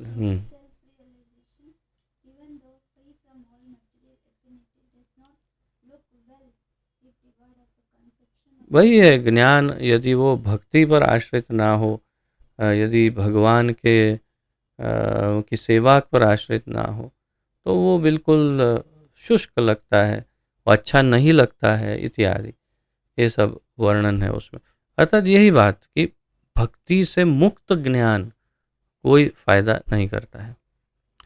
इससे यह निष्कर्ष निकला कि जो भक्त भगवान की अनन्य सेवा में, विशेष रूप से भगवान की दिव्य महिमा के श्रवण तथा कीर्तन में लगा रहता है, वह दैवी कृपा से साथ ही साथ आध्यात्मिक प्रकाश प्राप्त करता रहता है, जिसकी पुष्टि भगवत गीता में की गई है।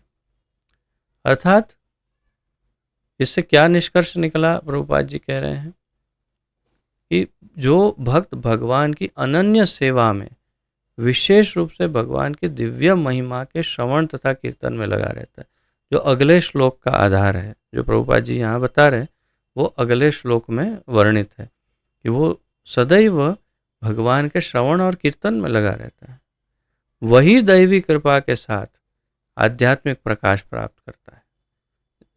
जो और भगवत गीता में भी इसी बात को कहा गया है। तो ये इसका सार है पूर्ण चर्चा का, कि ज्ञान ठीक है, परंतु भगवान की सेवा के अनुरूप ज्ञान। और उस ज्ञान का फल क्या होना चाहिए? उस ज्ञान का फल ये होना चाहिए कि वो भक्त सदैव भगवान के नाम का उच्चारण करे, जप करे, कीर्तन करे, उनका गुणगान करे, उनकी कीर्ति यानी भागवत आदि को हमेशा सुनता रहे, सुनाता रहे। ये जब हो तो समझना चाहिए कि उसका ज्ञान सार्थक है और उसे योग्य और उपयुक्त ज्ञान प्राप्त हुआ है। अन्यथा यदि वो भगवान की सेवा में नहीं लगा इस तरह से, तो फिर उसका ज्ञान व्यर्थ है। अब देखते हैं आचार्यगण क्या कहते हैं। विशेष रूप से मेरे ख्याल से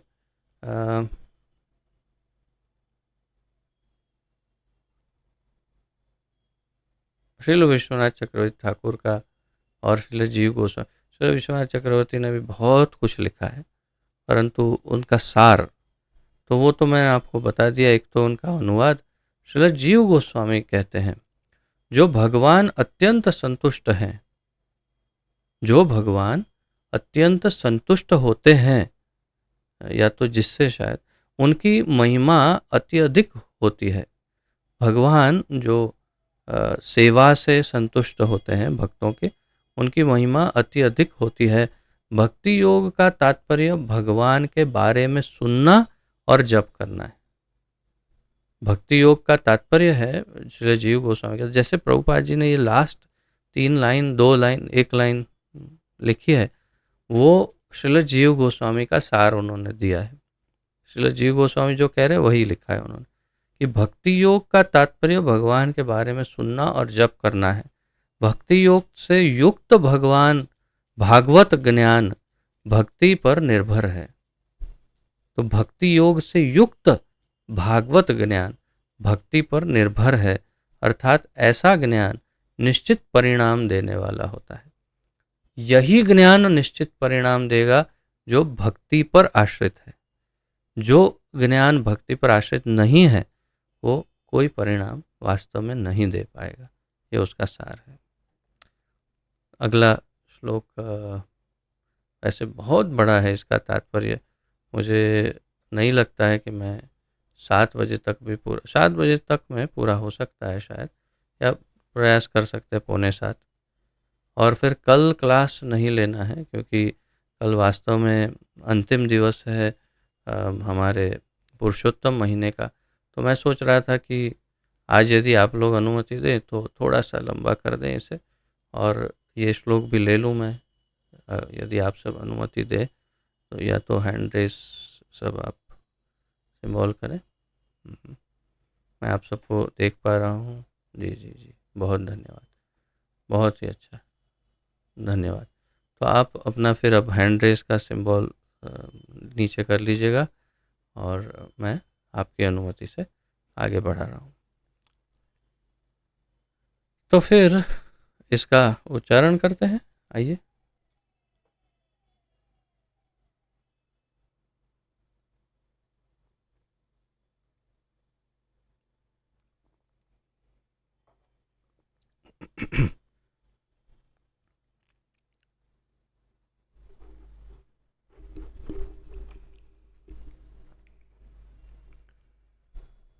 कुर्वाणा यत्र कर्माणि भगवच्छिक्षया सकृत् गृह्णन्ति गुणनामानि कृष्णस्यानुस्मरन्ति च।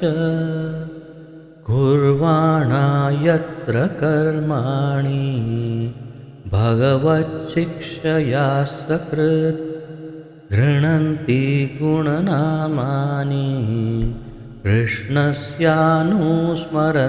च। कुर्वाणा यत्र कर्माणि भगवत शिक्षया असकृत गृह्णन्ति गुणनामानि कृष्णस्यानुस्मरन्ति च। शब्दार्थ, बड़ा महत्वपूर्ण ये श्लोक है।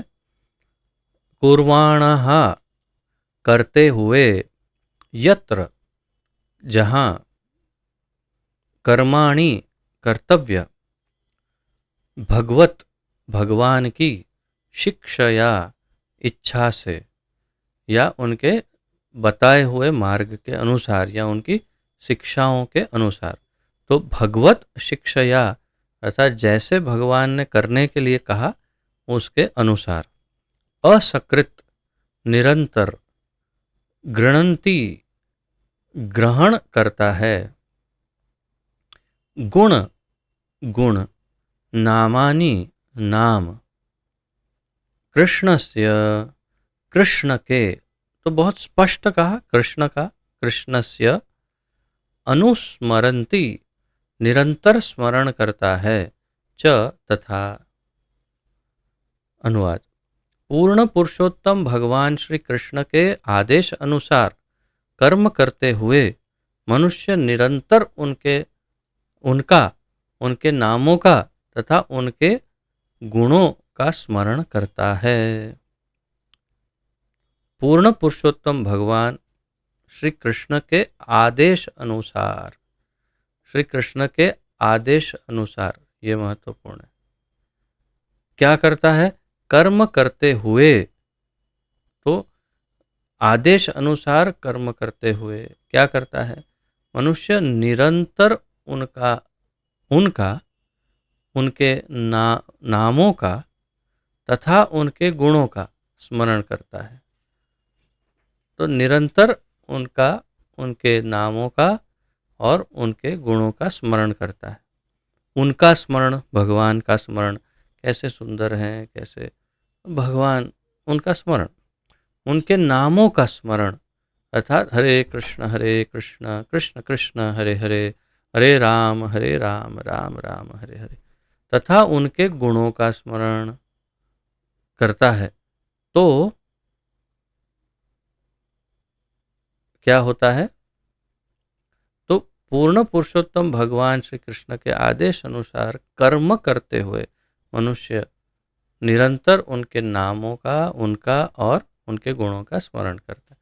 तो यदि कोई भगवान के लिए कर्म करता है, हम कहते हैं, जैसे कि 34 में चर्चा हुई, 35 में चर्चा हुई कि विशेष रूप से 34 में कि कैसे सारे कर्मों को भगवान के लिए किया जाए, और 35 में फिर ज्ञान की बात हुई। परंतु यदि सारे कर्म भगवान को अर्पण करते हैं, फिर उससे ज्ञान उत्पन्न होता है, परंतु वो कर्म करते कैसे हैं?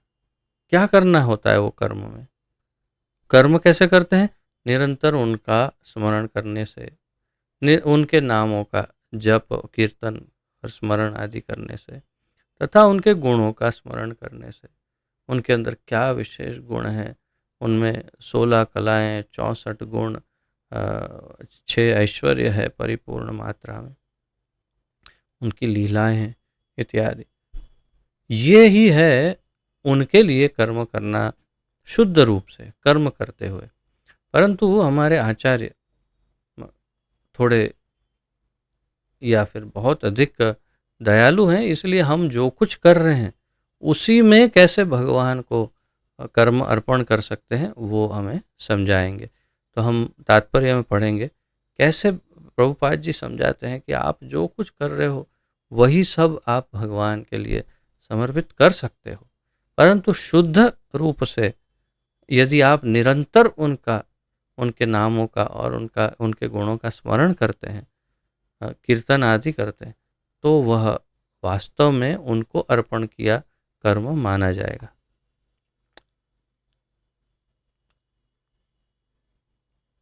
तात्पर्य प्रभुपाद जी का, भगवान का कुशल भक्त अपने जीवन को इस प्रकार ढाल सकता है कि चाहे इस जीवन के लिए सभी प्रकार के कार्य करे या अगले जन्म के लिए वह निरंतर भगवान के नाम, यश, गुणों इत्यादि का स्मरण करता रहे। भगवान का कुशल भक्त क्या करता है? इस प्रकार अपने जीवन को ढाल सकता है। तो कुशल भक्त, भगवान का जो कुशल भक्त है, वो क्या करेगा? अपने जीवन को इस तरह से ढालेगा जिससे क्या होगा?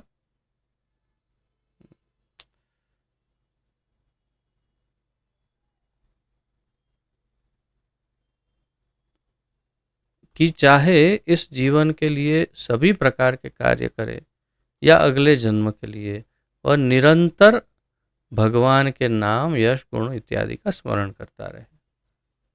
वो बीच में एक कंडीशन रखी प्रभुपाद जी ने कि चाहे इस जीवन के लिए सभी प्रकार के कार्य करे या अगले जन्म के लिए, वो जो कुछ भी कर रहा हो उसका कार्य एक ही है, निरंतर भगवान के नाम, यश, गुणों इत्यादि का स्मरण। भगवान का आदेश भगवत गीता में सुस्पष्ट है, स्पष्ट नहीं, सुस्पष्ट। प्रभुपाद जी इंग्लिश में क्या लिखते हैं? सुस्पष्ट, डिस्टिंक्टिवली क्लियर है, डिस्टिंक्टिवली क्लियर, अर्थात बिल्कुल स्पष्ट, एकदम सु यानी अत्यंत, संपूर्ण रूप से स्पष्ट है भगवत गीता में। क्या? मनुष्य को जीवन के समस्त क्षेत्रों में भगवान के लिए ही कर्म करना चाहिए। ये आदेश भगवत गीता में बिल्कुल स्पष्ट है कि भगवान को, मनुष्य को जीवन के समस्त क्षेत्रों में भगवान के लिए ही कर्म करना चाहिए। तो हमारे आचार्यगण, जैसे श्रील श्रीधर स्वामी ने सबसे पहले भगवत गीता के इस श्लोक का वर्णन किया, फिर श्रील विश्वनाथ चक्रवर्ती ठाकुर ने वही श्लोक रिपीट किया, और श्रील प्रभुपाद जी यहाँ वो श्लोक नहीं दे रहे हैं, केवल उस श्लोक का उल्लेख कर रहे हैं। यत करोषि यद अश्नासि यद जोषि ददासि यत तपस्यसि कौन्तेय तत्कुरुष्व मदर्पणम। तुम जो करते हो, जो देते हो, जो खाते हो, जो कुछ भी दान करते हो या जो तपस्या करते हो, वो सब कुछ मुझे अर्पण करते हुए करो, मुझे अर्पण करते हुए करो, ऐसा भगवान कहते हैं। तो भगवान को जीवन के प्रत्येक क्षेत्र में स्वामी के रूप में स्थित होना चाहिए। सार क्या है? भगवान ही स्वामी होने चाहिए हमारे जीवन, ये तभी ये संभव हो पाएगा। ये कैसे हो पाएगा? हम यदि हमारे जीवन के स्वामी के रूप में यदि भगवान को देखते हैं तो ये संभव हो पाएगा, अन्यथा नहीं हो पाएगा। तो हमारे स्वामी भगवान हैं। अगर स्वामी भगवान है तो हम किसके लिए कर्म करते हैं? स्वामी के लिए। स्वामी को क्या चाहिए? मालिक स्वामी जो है वो किससे प्रसन्न होंगे, वही हमें करना है। स्वामी कहते हैं खड़े हो जाओ, खड़े हो, बैठो बैठ, ये ले आओ, लाना है, ये मत करो, नहीं करना, ये करो, करना है। स्वामी के लिए जीवन जीना है। अर्थात शुद्ध भक्त जो है वास्तव में सब कुछ भगवान की मर्जी, इच्छा के अनुसार ही करता है। वैदिक अनुष्ठानों के अनुसार इंद्र, ब्रह्मा, सरस्वती तथा गणेश जैसे कतिपय देवताओं की पूजा तक में प्रत्येक दशा में विष्णु का प्रतिनिधित्व यज्ञेश्वर के रूप में होना चाहिए। ये शास्त्रों का विधान है। यज्ञेश्वर, यज्ञ के स्वामी स्वयं विष्णु है या कृष्ण नारायण है, वे यज्ञेश्वर है। अर्थात कोई भी यज्ञ करते हैं, पूजा आदि, तो उसमें फल जो है मुख्य रूप से भगवान को ही, कृष्ण या विष्णु को, नारायण को ही अर्पित होता है, या वे ही उसको ग्रहण करते हैं। आप अर्पण नहीं भी करेंगे तो भी फल तो उन्हीं के पास जाने वाला है, लेकिन आपको वो परिणाम नहीं मिलेगा भगवान को अर्पण करने का। परंतु ये याद रखना है कि सारे यज्ञों के भोक्ता, सभी जो भी ये सब अनुष्ठान आदि है, उसके भोक्ता भगवान है। तो प्रभुपाद जी यहाँ पर भगवत गीता के उन श्लोकों का भी वर्णन करते हैं और कहते हैं, ऐसा विधान है कि विशिष्ट देवता की पूजा विशेष कार्य के लिए की जाए, लेकिन फिर भी विष्णु की उपस्थिति अनिवार्य रहती है, जिससे कार्य भली भांति संपन्न हो सके। तो ये आगे बताएंगे कि कैसे भगवान सभी के भोक्ता हैं, तो हम तभी उसकी चर्चा करेंगे जब प्रभुपाद जी कहेंगे। परंतु यहाँ पर सार रूप में यह है कि प्रत्येक दशा में विष्णु का प्रतिनिधित्व यज्ञेश्वर के रूप में होना चाहिए। ये सबसे महत्वपूर्ण बात है। ऐसा विधान देवी किसी विशिष्ट देवता की पूजा विशेष कार्य के लिए की जाए, वो तो ठीक है कि आप किसी, जैसे आप मान लीजिए नवचंडी यज्ञ कर रहे हैं, तो चंडी को प्रसन्न करने के लिए, यानी माता दुर्गा को, और उसके लिए आप अनुष्ठान कर रहे हैं, और यज्ञ कर रहे, आहुति दे रहे, परंतु जब यज्ञ हो तो सारे यज्ञों के भोक्ता केवल भगवान श्री कृष्ण है। भोक्तारम यज्ञ तपसाम सर्वलोक महेश्वर, अहम ही सर्व यज्ञानाम भोक्ता च प्रभुरेव च। दो अलग अलग श्लोकों में भगवान ने कह दिया कि सभी यज्ञों का भोक्ता मैं हूँ। तो ये स्पष्ट होना चाहिए। आप देवी के लिए कर रहे हैं, लेकिन मुख्य आहुति विष्णु की ही है उसमें। अगर वो नहीं हो तो देवी के लिए किया हुआ यज्ञ भी विफल है, क्योंकि शास्त्र का नियम है। तो ऐसा विधान जो हमें समझ, फिर भी विष्णु की उपस्थिति अनिवार्य रहती है। अगर विष्णु या नारायण नहीं उन देवी देवताओं के अनुष्ठान में, तो वो विफल है। ऐसा वैदिक कर्तव्यों के साथ ही ऐसे वैदिक कर्तव्यों के साथ ही साथ हमारे सामान्य व्यवहारों, उदाहरण उदाहरण अर्थ हमारे घरेलू कार्यों का या व्यापार अथवा व्यवसाय में हमें ध्यान रखना चाहिए कि हम अपने कार्यों का फल परम भोक्ता भगवान श्री कृष्ण को अर्पित करें। ये आप लोगों के लिए जो व्यवसाय कर रहे हैं उन लोगों के लिए है ये। तो इसे मैं दो बार मैं अलग से मार्क करूँगा ताकि आप स्मरण रख पाएँ इसे, कि जो व्यवसाय करते हैं, जो कोई भी घरेलू कार्य करते हैं, व्यापार आदि, जॉब आदि, तो ये सब में हमें ध्यान रखना चाहिए क्या, कि हम अपने कार्यों का फल परम भोक्ता भगवान श्री कृष्ण को अर्पित करें। इसका फल भगवान को देना है।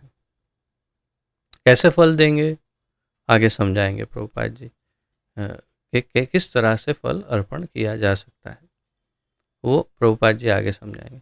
भगवत गीता में स्वयं भगवान ने घोषित किया है कि वे ही सभी वस्तुओं के परम भोक्ता हैं, वे ही प्रत्येक लोक के परम स्वामी हैं, और वे ही समस्त जीवों के परम मित्र हैं। तीन चीज़ें भगवान ने इस श्लोक में कही कि वे ही परम भोक्ता हैं, वे ही परम स्वामी हैं, और वे ही परम मित्र है।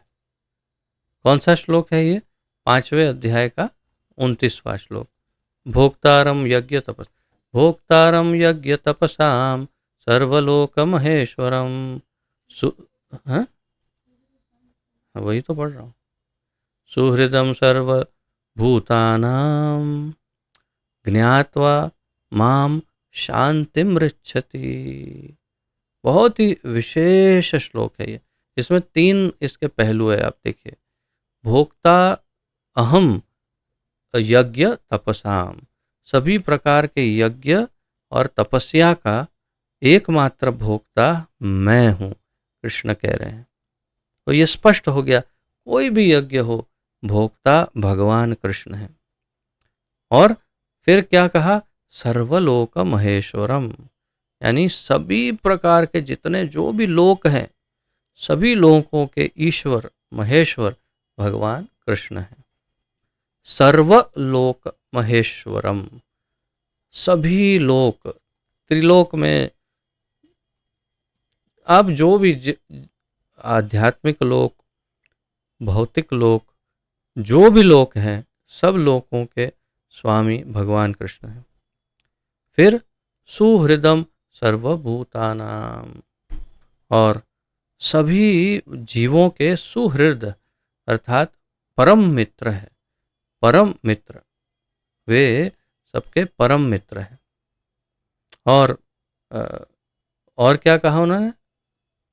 और कहा ज्ञात्वा माम शांतिम रक्षति, अर्थात केवल इस प्रकार जो मुझे जान लेता है उसको भी परम शांति प्राप्त हो जाती है जीवन में, और मुक्त होने के बाद निश्चित ही भगवान को प्राप्त कर सकते हैं। लेकिन जीते जी वो शांति को प्राप्त हो जाता है। यदि किसी को जीवन में स्ट्रेस है तो उसे ये श्लोक दे दो, उसको कहो ये समझो और इसको स्वीकार कर लो, तुम्हारी अशांति चली जाएगी। अशांत व्यक्ति को ये श्लोक बता दो तो ये उसका शांति उसको प्रदान कर देगा।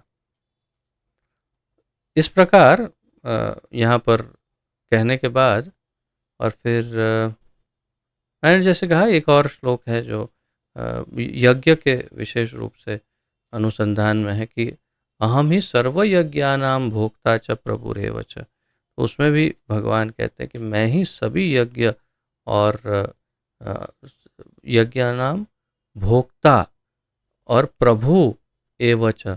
इसमें और स्पष्ट किया कि मैं उनके फलों का भोक्ता तो हूँ ही सभी यज्ञों का, लेकिन उसका प्रभु भी मैं ही हूँ। अर्थात किसी भी यज्ञ का स्वामी या अंतिम पूजक जो मूल देवता मैं ही हूँ, ऐसा कहना चाहता हूँ। और भी बहुत सारे श्लोक हैं जिसमें पूरी भगवद गीता में सब कुछ स्पष्ट हो जाता है। अपनी सृष्टि में केवल कृष्ण ही अपने आप को सबका स्वामी कह सकते हैं, अन्य कोई नहीं। अपनी सृष्टि में अर्थात स्वयं की, भगवान की अपनी बनाई हुई सृष्टि में, तो वो सारी सृष्टि तो उनकी बनी हुई है, केवल कृष्ण ही, अब जब उन्होंने ही बनाई है तो स्वाभाविक है वे ही कह सकते हैं कि मैं इसका मालिक हूँ। जैसे एक कंपनी का मालिक है, वो कंपनी में प्रवेश करता है कोई, और वहाँ नया सिक्योरिटी गार्ड है, वो खड़ा है, उनको रोकता है कि कहिए सर आपको किसको मिलना है, कौन है आप, आपका परिचय दीजिए। तो वो क्या कहेगा? वो कहेगा कि मैं रास्ते से गुजर रहा था, ऐसे ही सोचा थोड़ा घूम के आता हूँ, ये क्या है कंपनी। नहीं, वो सीधा कहेगा मैं इस कंपनी का मालिक हूँ, शायद आप मुझे नहीं जानते होंगे, नए आप नियुक्त हुए होंगे, मैं इस कंपनी का मालिक, यही परिचय देंगे ना, और क्या देंगे। और ये उनका पूरा अधिकार है, कंपनी का मालिक है तो है, बताने का अधिकार है। तो भगवान का अपनी सृष्टि में कृष्ण ही अपने आप को सबका स्वामी कह सकते हैं, क्योंकि वे है सबके स्वामी। और कोई दूसरा अगर आता है और कहे कि मैं ये कंपनी का मालिक हूँ, तो सभी उन्हें नकार देंगे, नहीं नहीं, आप नहीं है मालिक, तो वो है, आप मालिक नहीं है। यही बात है, कोई देवी देवता ये नहीं कह सकते, ना कभी कहा है। आप पूरे के पूरे सभी शास्त्रों को पढ़ लीजिए, किसी ने भी ये स्वयं नहीं कहा है, अन्य किसी ने। जिस प्रकार भगवत गीता भर के भगवान ने कहा मैं ही परम भगवान हूँ, ये जिस प्रकार उन्होंने कहा, वैसा अन्य किसी देवी देवता ने कभी नहीं कहा, किसी जगह नहीं, कहीं नहीं। उन्होंने ये अवश्य कहा है कि परम भगवान नारायण है या विष्णु है, परंतु उन्होंने ये नहीं कहा कि हम परम हैं, ऐसा कभी नहीं कहा। जैसे महादेव की भी बात है तो शिव महापुराण आदि या किसी अन्य शास्त्रों में भी राम रामेति मन रमे राम, क्या है, मन रमे, राम रामेति रमे रामो मनोरमे सहस्र नाम भिस्तुल्यम राम नाम वरानने, समथिंग लाइक दैट, ऐसा ही कुछ। तो इसमें वे कहते हैं मैं सतत राम नाम जपता रहता हूँ, मुझे और कोई नाम और कोई कुछ पसंद नहीं है, मेरे लिए सर्वोच्च भगवान श्री राम का नाम है। हाँ, उस रमे रामो मनोरमे, व्हाट इज दैट। तो वो पूरा श्लोक देखो तुम, क्योंकि सेकंड लाइन में प्रॉब्लम है। व्हाट इज दैट, पढ़ो। राम राम राम राम राम इति, फिर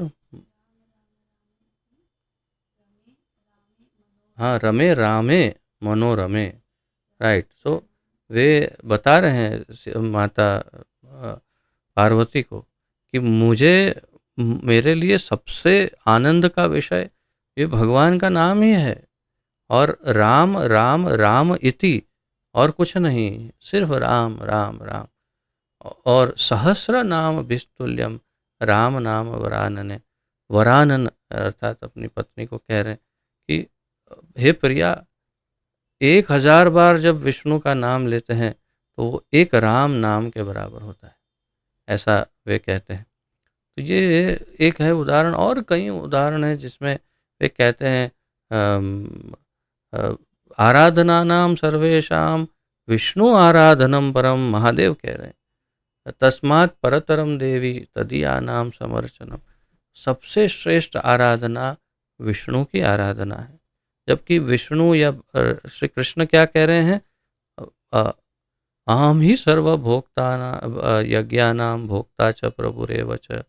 और वे कहते हैं मत्तः परतरम नान्यत किंचित अस्ति धनंजय इत्यादि। वे कहते हैं मैं ही सर्वोपरि हूँ, और अन्य सब कहते हैं हाँ कृष्ण ही सर्वोपरि है। तो ये अंतर को समझना है कि कोई देवी देवता ये क्लेम नहीं करता, दावा नहीं करता जैसे कृष्ण करते हैं कि वे ही परम भगवान है। यदि कोई सामान्य बुद्धि वाला व्यक्ति है तो केवल इतना सुनकर के समझ जाएगा कि हाँ परम भगवान एक ही है, सब भगवान नहीं है, एक ही भगवान है, और वे ये रहे जो कह रहे हैं कि मैं परम हूँ और दूसरे भी कह रहे हैं कि आप परम हो। जैसे अर्जुन ने भगवत गीता के 10वें अध्याय में 12 और 13वें श्लोक में कहा, भगवत गीता का 10वां अध्याय 12 और 13वें श्लोक में कहते हैं परम ब्रह्म परम धाम पवित्रम परमम भवान पुरुषम शाश्वतम दिव्यम आदिदेवम अजम विभुम आहुस्त्वाम ऋषया सर्वे देवर्षिर्नारदस्तथा असितो देवलो व्यासः स्वयं चैव भ्रविष्य में। अर्जुन कहते हैं कि आप परम ब्रह्म हो, परम धाम सबके आश्रय हो, पवित्रम सबसे पवित्र है, परमम भवान आप सबसे ऊपर सबसे श्रेष्ठतम है, और पुरुषम शाश्वतम दिव्यम आप यानी आप पर ब्रह्म परमेश्वर भगवान हैं, आपके तुल्य और कोई भी नहीं है। और मैं अकेला, मैं कौन कह रहा है, सभी ऋषि कहते हैं आहुस त्वाम ऋषया सर्वे, सारे ऋषि कहते हैं। और उदाहरण दिया देवर्षिर नारदस तथा, जैसे देवर्षि नारद कहते हैं, और कौन कौन कहता है, असितो देवलो व्यास, और असित देवल व्यास, ऐसे ऐसे ऋषि भी कहते हैं। और अब अंत में मैंने आपका ये दर्शन किया है जब, तो मैं भी समझ गया हूँ, इसलिए मैं भी कहता हूँ स्वयं चैव ब्रविष्य में, अब मैं भी कह रहा हूँ कि आप ही परम भगवान हो। तो ऐसे कई प्रमाण है जिससे सिद्ध होता है कि भगवान कृष्ण ही परम भगवान है और अन्य सब देवता जो हैं वे परम नहीं है।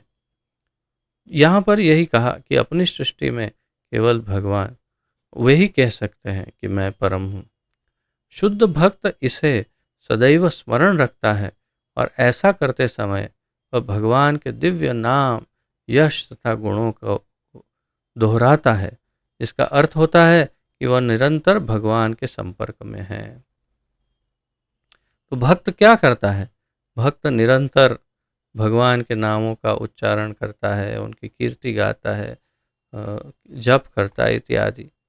और वो इस प्रकार, इसका अर्थ होता है कि वह सदैव भगवान के संपर्क में रहता है, निरंतर भगवान के संपर्क में रहता है, क्योंकि भगवान अपने नाम, यश इत्यादि से अभिन्न है।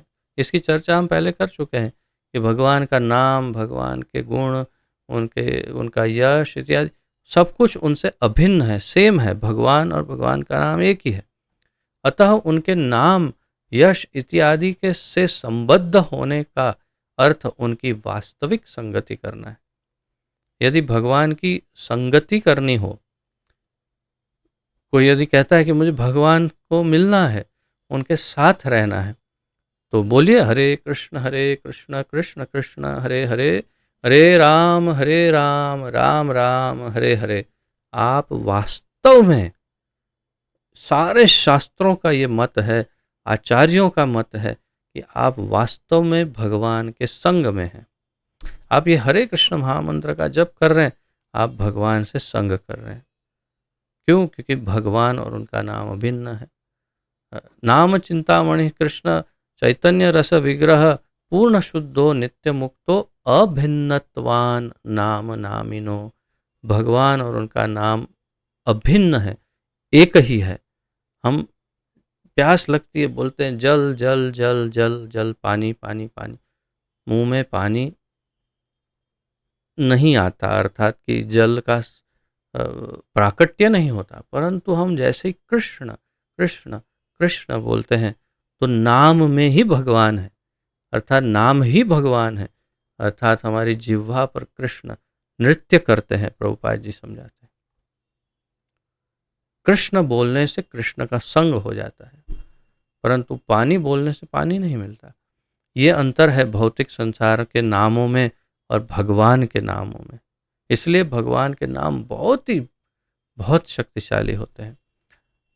इसके कई, आपने तो वो सामान्य एक भजन भी है जो बड़ा आप प्रचलित है, सुना ही होगा, राम से बड़ा राम का नाम इत्यादि। उसकी मैं कथा भी आपको कई बार बता चुका हूँ पूर्व में। एक बार राम जी ने देखा कि सब पत्थर डालते हैं, उस पर राम लिखते हैं और तैर जाता है। तो अगर राम स्वयं ही पत्थर डाले तो तैरना चाहिए।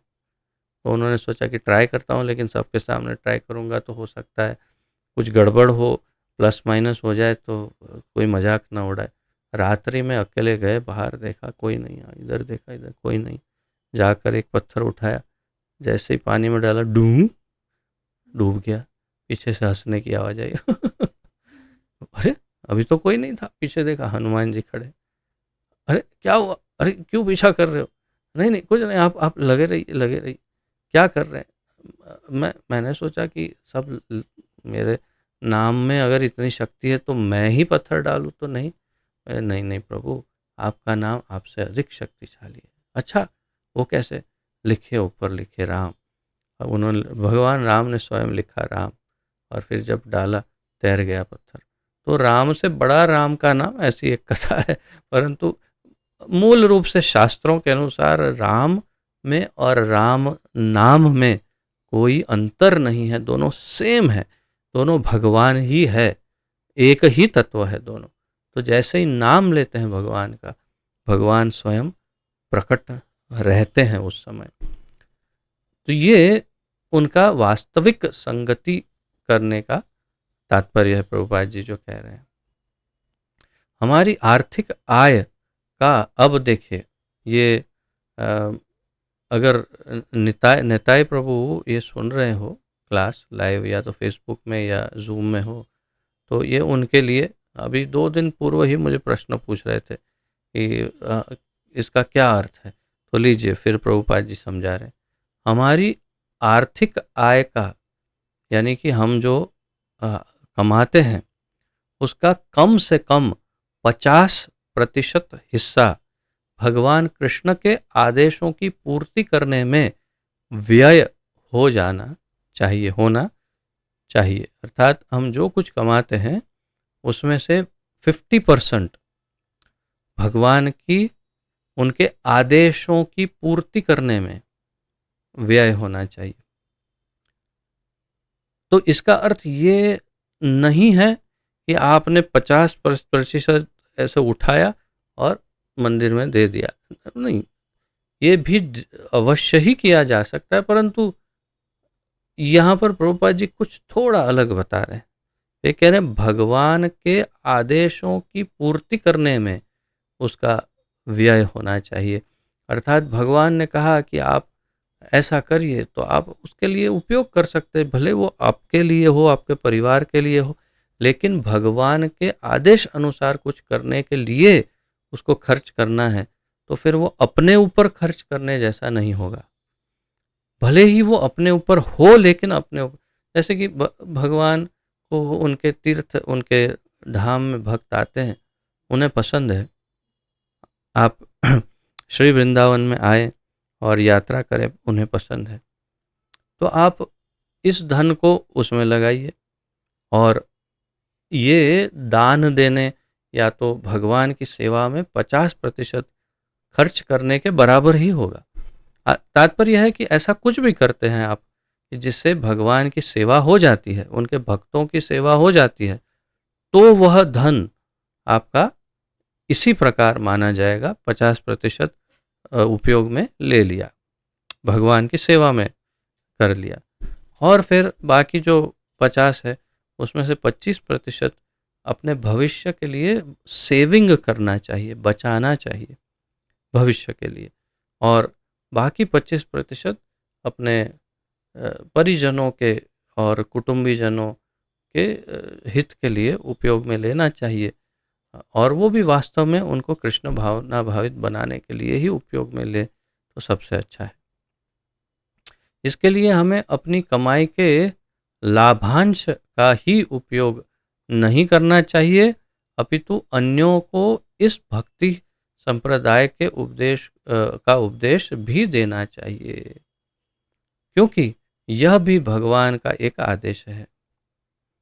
ये बड़ा महत्वपूर्ण पॉइंट है कि केवल 50% भगवान की सेवा में उपयोग में ले लिया, वो इतना पर्याप्त नहीं है। हमें उपदेश भी देना चाहिए दूसरों को, अर्थात भक्ति संप्रदाय का उपदेश भी देना चाहिए। अर्थात क्या? प्रचार करना चाहिए, दूसरों को भक्त बनाना चाहिए। इसलिए प्रभुपाद जी ने एक पुस्तक लिखी, इसका शीर्षक उन्होंने दिया, प्रचार ही सार है। Preaching is the essence. Preaching is the essence, प्रचार ही सार है।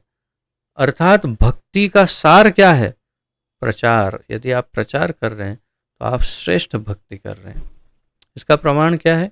इसका प्रमाण यहाँ है, भगवान का यह स्पष्ट कथन है कि जो सारे विश्व में उनके नाम तथा यश के प्रचार प्रसार कार्य में लगा है, वह उन्हें सर्वाधिक प्रिय है।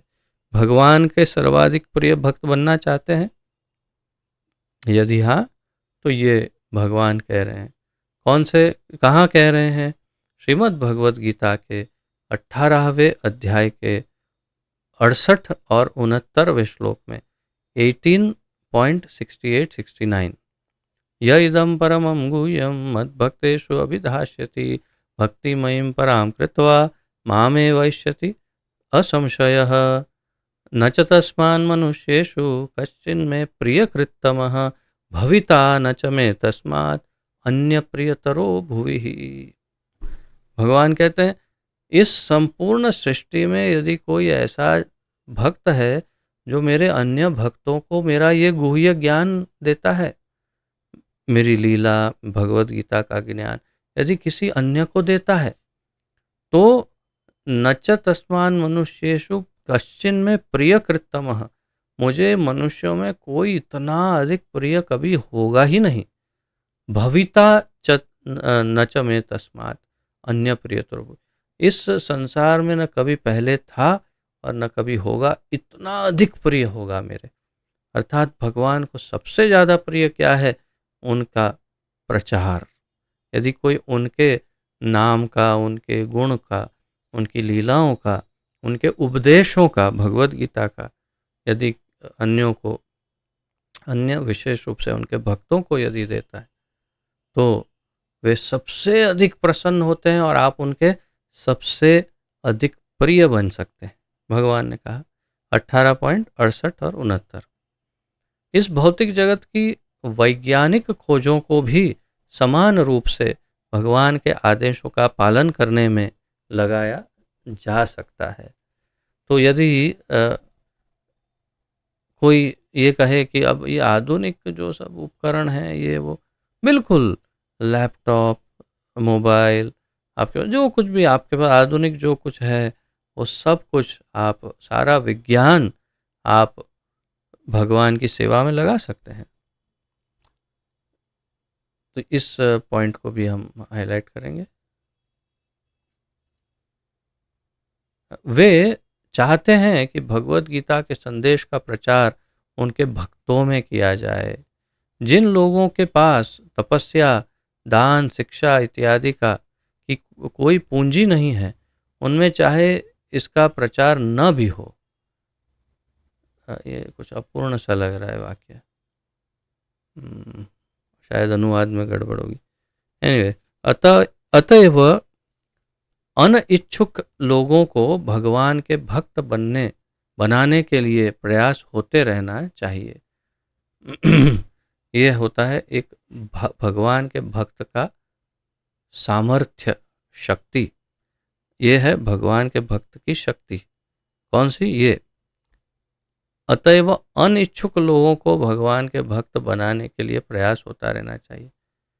इसे मैं कौन से कलर से मार्क करूं, मुझे ही नहीं समझ में आ रहा है, क्योंकि ये अलग है इसलिए ब्लू से करता हूं। परंतु यह अतिशय विशेष वाक्य है। क्यों क्यों कह रहा हूँ कि भगवान के भक्त का सामर्थ्य, भगवान का भक्त भगवान से अधिक शक्तिशाली है, और उनकी उनकी इच्छा को या उनकी आज्ञा का उल्लंघन भी कर सकता है अधिकार के साथ। अगर 18.68 और 69 में भगवान कहते हैं कि जो इसका प्रचार करता है वह प्रिय, तो 18.67 में 18.67 में भगवान कहते हैं कि इस इस ज्ञान को कभी किसी अभक्त को नहीं देना चाहिए। कहते हैं कभी ये ज्ञान जो है किसी अभक्त को नहीं देना। प्रभुपाद जी कहते हैं अतएव अनिच्छुक लोगों को भगवान के भक्त बनाने के लिए प्रयास होते रहना चाहिए। तो प्रभुपाद जी उनको क्रॉस करके, ओवरटेक करके कह रहे हैं, नहीं नहीं, प्रचार करते रहो, और जो अभक्त हैं उनको भी बताओ कि वो भक्त बन जाए। अब भक्त बन जाए, वो जब भक्त बन जाएंगे तो भगवान और प्रसन्न हो जाएंगे। इसलिए भगवान को ओवरटेक करके प्रभुपाद जी कह रहे हैं। बहुत ये केवल एक भगवान का शुद्ध भक्त में इतना सामर्थ्य होता है कि वो भगवान की बात को भी काट सकते हैं, और ये अधिकार से, प्रेम से, और भगवान उससे बहुत प्रसन्न होते हैं जब उनके भक्त ऐसे करते हैं। लेकिन कोई सामान्य व्यक्ति ऐसा नहीं कर सकता। तो इसके बाद फिर प्रभुपाद जी कहते हैं इसके संबंध में भगवान चैतन्य ने एक सरल विधि बताई है। तो ये कैसे होगा, कैसे आप अभक्तों को भक्त बनाएंगे, तो उसकी सरल विधि बताई है। उन्होंने गायन, नर्तन तथा प्रसाद वितरण के माध्यम से दिव्य संदेश का उपदेश देने की विधि बताई है। उन्होंने कहा आप संकीर्तन करो, आप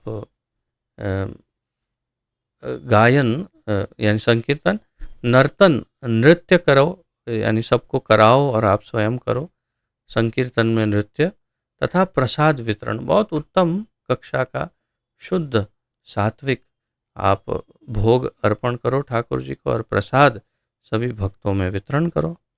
ये 3 वस्तु करना पर्याप्त है। उससे अच्छे से अच्छे लोग पकड़ में आएंगे।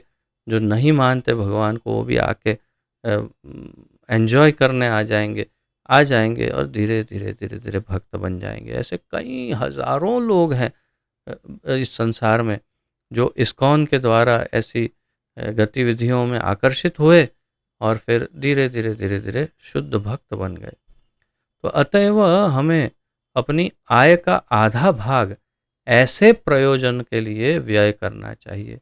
तो हमें हमारा आधा जो हिस्सा है वो कहाँ खर्च करना चाहिए, उसका उत्तर है कि हमें ऐसे आयोजन अर्थात कीर्तन प्रोग्राम रखने चाहिए, पांडाल प्रोग्राम रखने चाहिए, भक्तों को या दूसरों को जो अभक्त हैं उन्हें आकर्षित करना चाहिए। छोटा एकदम छोटा सा प्रवचन हो, बहुत ही सरल सा, उसमें अधिक कुछ ज़्यादा इन्फॉर्मेशन नहीं, परंतु सबको नचाना चाहिए, नृत्य करवाना चाहिए सबको पकड़ पकड़ करके, और खूब कीर्तन करवाना चाहिए। जब नाच कर गा कर थक कर पसीना पसीना हो जाए, तो थक जाए, तो कहना चाहिए अब बहुत ही उत्तम प्रसाद है आपके लिए, आइए, और फिर उनको सुंदर सुंदर प्रसाद पकड़ पकड़ करके खिलाना चाहिए। नहीं नहीं, और लीजिए, खाइए, संतुष्ट होइए। इतना परिवर्तित हो जाएंगे कि वे अवश्य ही भक्त बन जाएंगे। और फिर प्रसाद जब अंदर जाएगा शरीर में तो वो तो अपना कार्य करेगा ही। प्रसादे सर्व दुखानाम इत्यादि, भगवान प्रसाद तो बहुत ही शक्तिशाली है, वो सब शुद्ध कर देगा। स्वयं भगवान है, प्रसाद और भगवान में अंतर नहीं है। कलह और धर्म विरोध के इस युग में यदि समाज के जाने माने और धनवान व्यक्ति अपनी आय का आधा हिस्सा भगवान की सेवा में लगाने के लिए सहमत हो जाएं, जैसा श्री चैतन्य महाप्रभु ने सिखाया है, निश्चित ही इस उपद्रव भरे नरक जैसे संसार को भगवान का दिव्य धाम बनाया जा सकता है। तो यदि सभी धनवान लोग अपना आधा आधा हिस्सा दे दें तब तो फिर आप सोच सकते हैं क्या हो जाएगा। जहाँ अच्छा गायन, नर्तन और प्रसाद बंट रहा हो, वहाँ जाने का को कोई इनकार नहीं करेगा। ऐसे समारोह में सभी सम्मिलित होना चाहेंगे और हर एक को भगवान की दिव्य उपस्थिति का अनुभव होगा। तो ये हमें करना है। ये this is the programme, Prabhupada ji कहते हैं, दिस इज़ अवर प्रोग्राम। ये हमारा कार्यक्रम है, लोगों को भक्ति में जोड़ना। किस तरह? नचाओ, कीर्तन कराओ, प्रसाद खिलाओ, बस। इससे सेवक को भगवान की संगति का लाभ हो सकता है और इस तरह वह आत्म साक्षात्कार के लिए अपने आप को शुद्ध बना सकता है। तो ये आत्म साक्षात्कार की विधि है वास्तव में। ऐसे आध्यात्मिक कार्यों को सफलतापूर्वक संपन्न करने की एकमात्र शर्त यह है कि ये सारे कार्य ऐसे शुद्ध भक्त के निर्देशन में संपन्न हो जो समस्त लौकिक इच्छाओं, सकाम कर्मों तथा भगवान की प्रकृति के विषय में शुष्क चिंतनों से मुक्त हो। ऐसे शुद्ध भक्त से ये हो जो अ, सकाम कर्म से मुक्त हो, ज्ञान आदि सबसे अनावृत हो और जो हमेशा भगवान के विषय में चिंतन करता हो और भगवान का शुद्ध भक्त हो। उनसे ये सब सीखना चाहिए और उनसे उनके मार्गदर्शन में करना चाहिए। किसी को भगवान की प्रकृति खोजने की आवश्यकता नहीं है। भगवान ने स्वयं ही विशेष रूप से भगवद गीता में तथा सामान्य रूप से अन्य वैदिक साहित्य में इसका वर्णन किया है। प्रकृति को खोजने की जरूरत नहीं। भगवान कहाँ कैसी प्रकृति, सब वर्णन है भगवद गीता में। हमें केवल उन्हें यथारूप ग्रहण करके भगवान के आदेशों का पालन करना है। एज इट इज ग्रहण कर लेना है जो भगवान ने कहा, यथारूप, एज इट इज, और पालन करना है, बस। तो हमें ये महत्वपूर्ण है। इससे हमें सिद्धि पथ प्राप्त हो सकेगा और ऐसा करने से भगवान का एज इट इज अनुसरण करने से सिद्धि पथ मिलेगा। किसी को अपनी स्थिति, कितना है और हो गया, अच्छा। किसी को अपनी स्थिति छोड़नी नहीं होगी। विशेषकर देखिए, ये आप सबके लिए है। किसी को अपनी स्थिति छोड़नी नहीं होगी। विशेषकर विविध कठिनाइयों के इस युग में वह अपनी स्थिति पद में बना रह सकता है। अर्थात यदि आप सोचते हैं कि मुझे सब छोड़ देना पड़ेगा, मुझे बिजनेस छोड़ना पड़ेगा, नहीं नहीं, सब चालू रखो। शर्त एक ही है कि उसे भगवान से तदाकार होने का शुष्क चिंतन त्यागना होगा।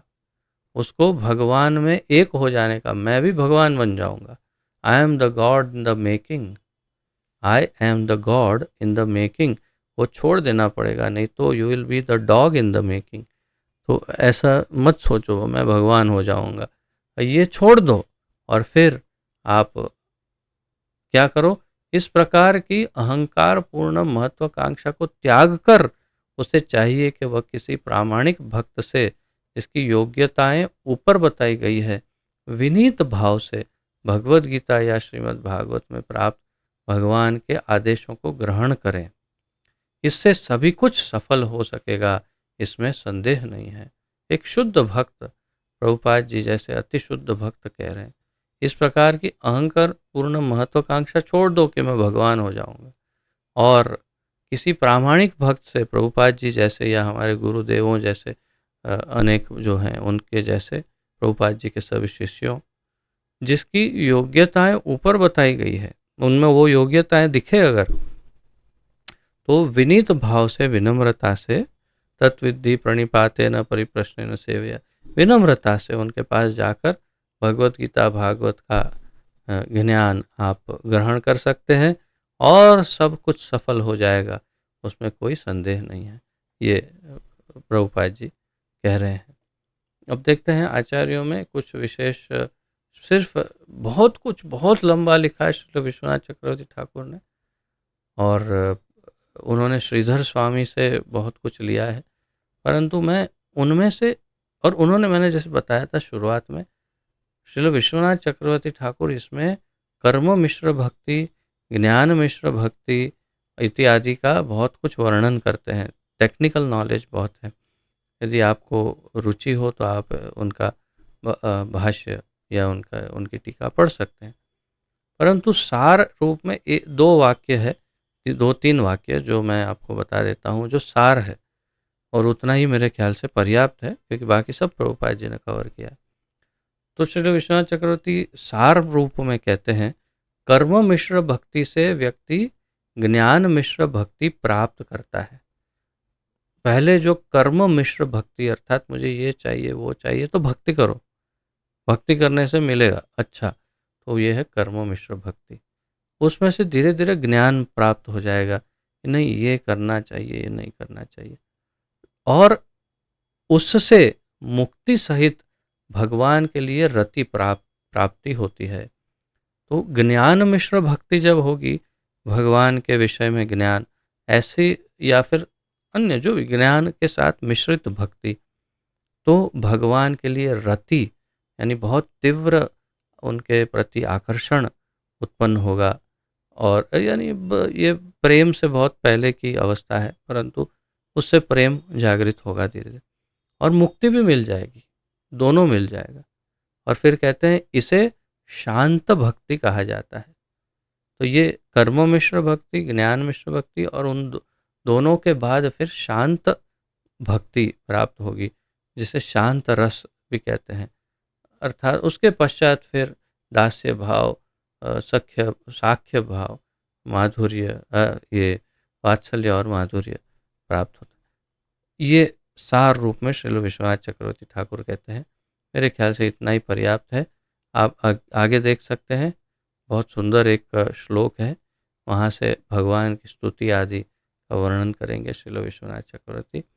आज यहाँ पर विराम लेते हैं। यदि किसी का कोई प्रश्न, उत्कंठा, जिज्ञासा इस विषय के उपलक्ष्य में हो तो प्रस्तुत कीजिए, आपका स्वागत है, अन्यथा फिर हम विराम लेंगे।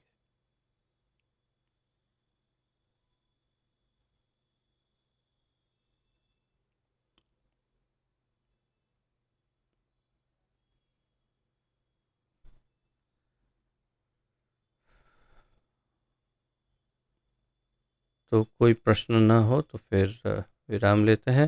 फिर से एक बार आपको स्मरण कराऊं, कल पुरुषोत्तम महीने का आखिरी दिन होने के कारण, और हम विशेष रूप से हमारे परम पूज्य गुरुदेव के सुस्वास्थ्य हेतु कल हम राधा कुंड जा कर के कुछ विशेष प्रार्थनाएं सभी यहाँ के गुरु भाई बहन मिलकर करने वाले हैं। तो कल हम क्लास नहीं लेंगे, और आप भी सब मंदिर जाइए, अंतिम दिवस है, पुरुषोत्तम महीने का दर्शन कीजिए, जैसे आपको यथा योग्य, यथा अनुकूल। और इसलिए कल क्लास नहीं होगा, फिर परसों पुनः प्रारंभ करेंगे आगे। तो यहाँ पर विराम लेते हैं। पतित पावन जगत गुरु श्रील प्रभुपाद की जय। पतित पावन गुरुदेव की जय। अनंत कोटि गौर भक्त वृंद, वैष्णव वृंद की जय। निताय गौर प्रेमानंदे, हरि हरि बोल। वाञ्छा कल्पतरुभ्यश्च कृपा सिंधुभ्य एव च पतितानां पावनेभ्यो वैष्णवेभ्यो नमो नमः। आप सबको दंडवत प्रणाम।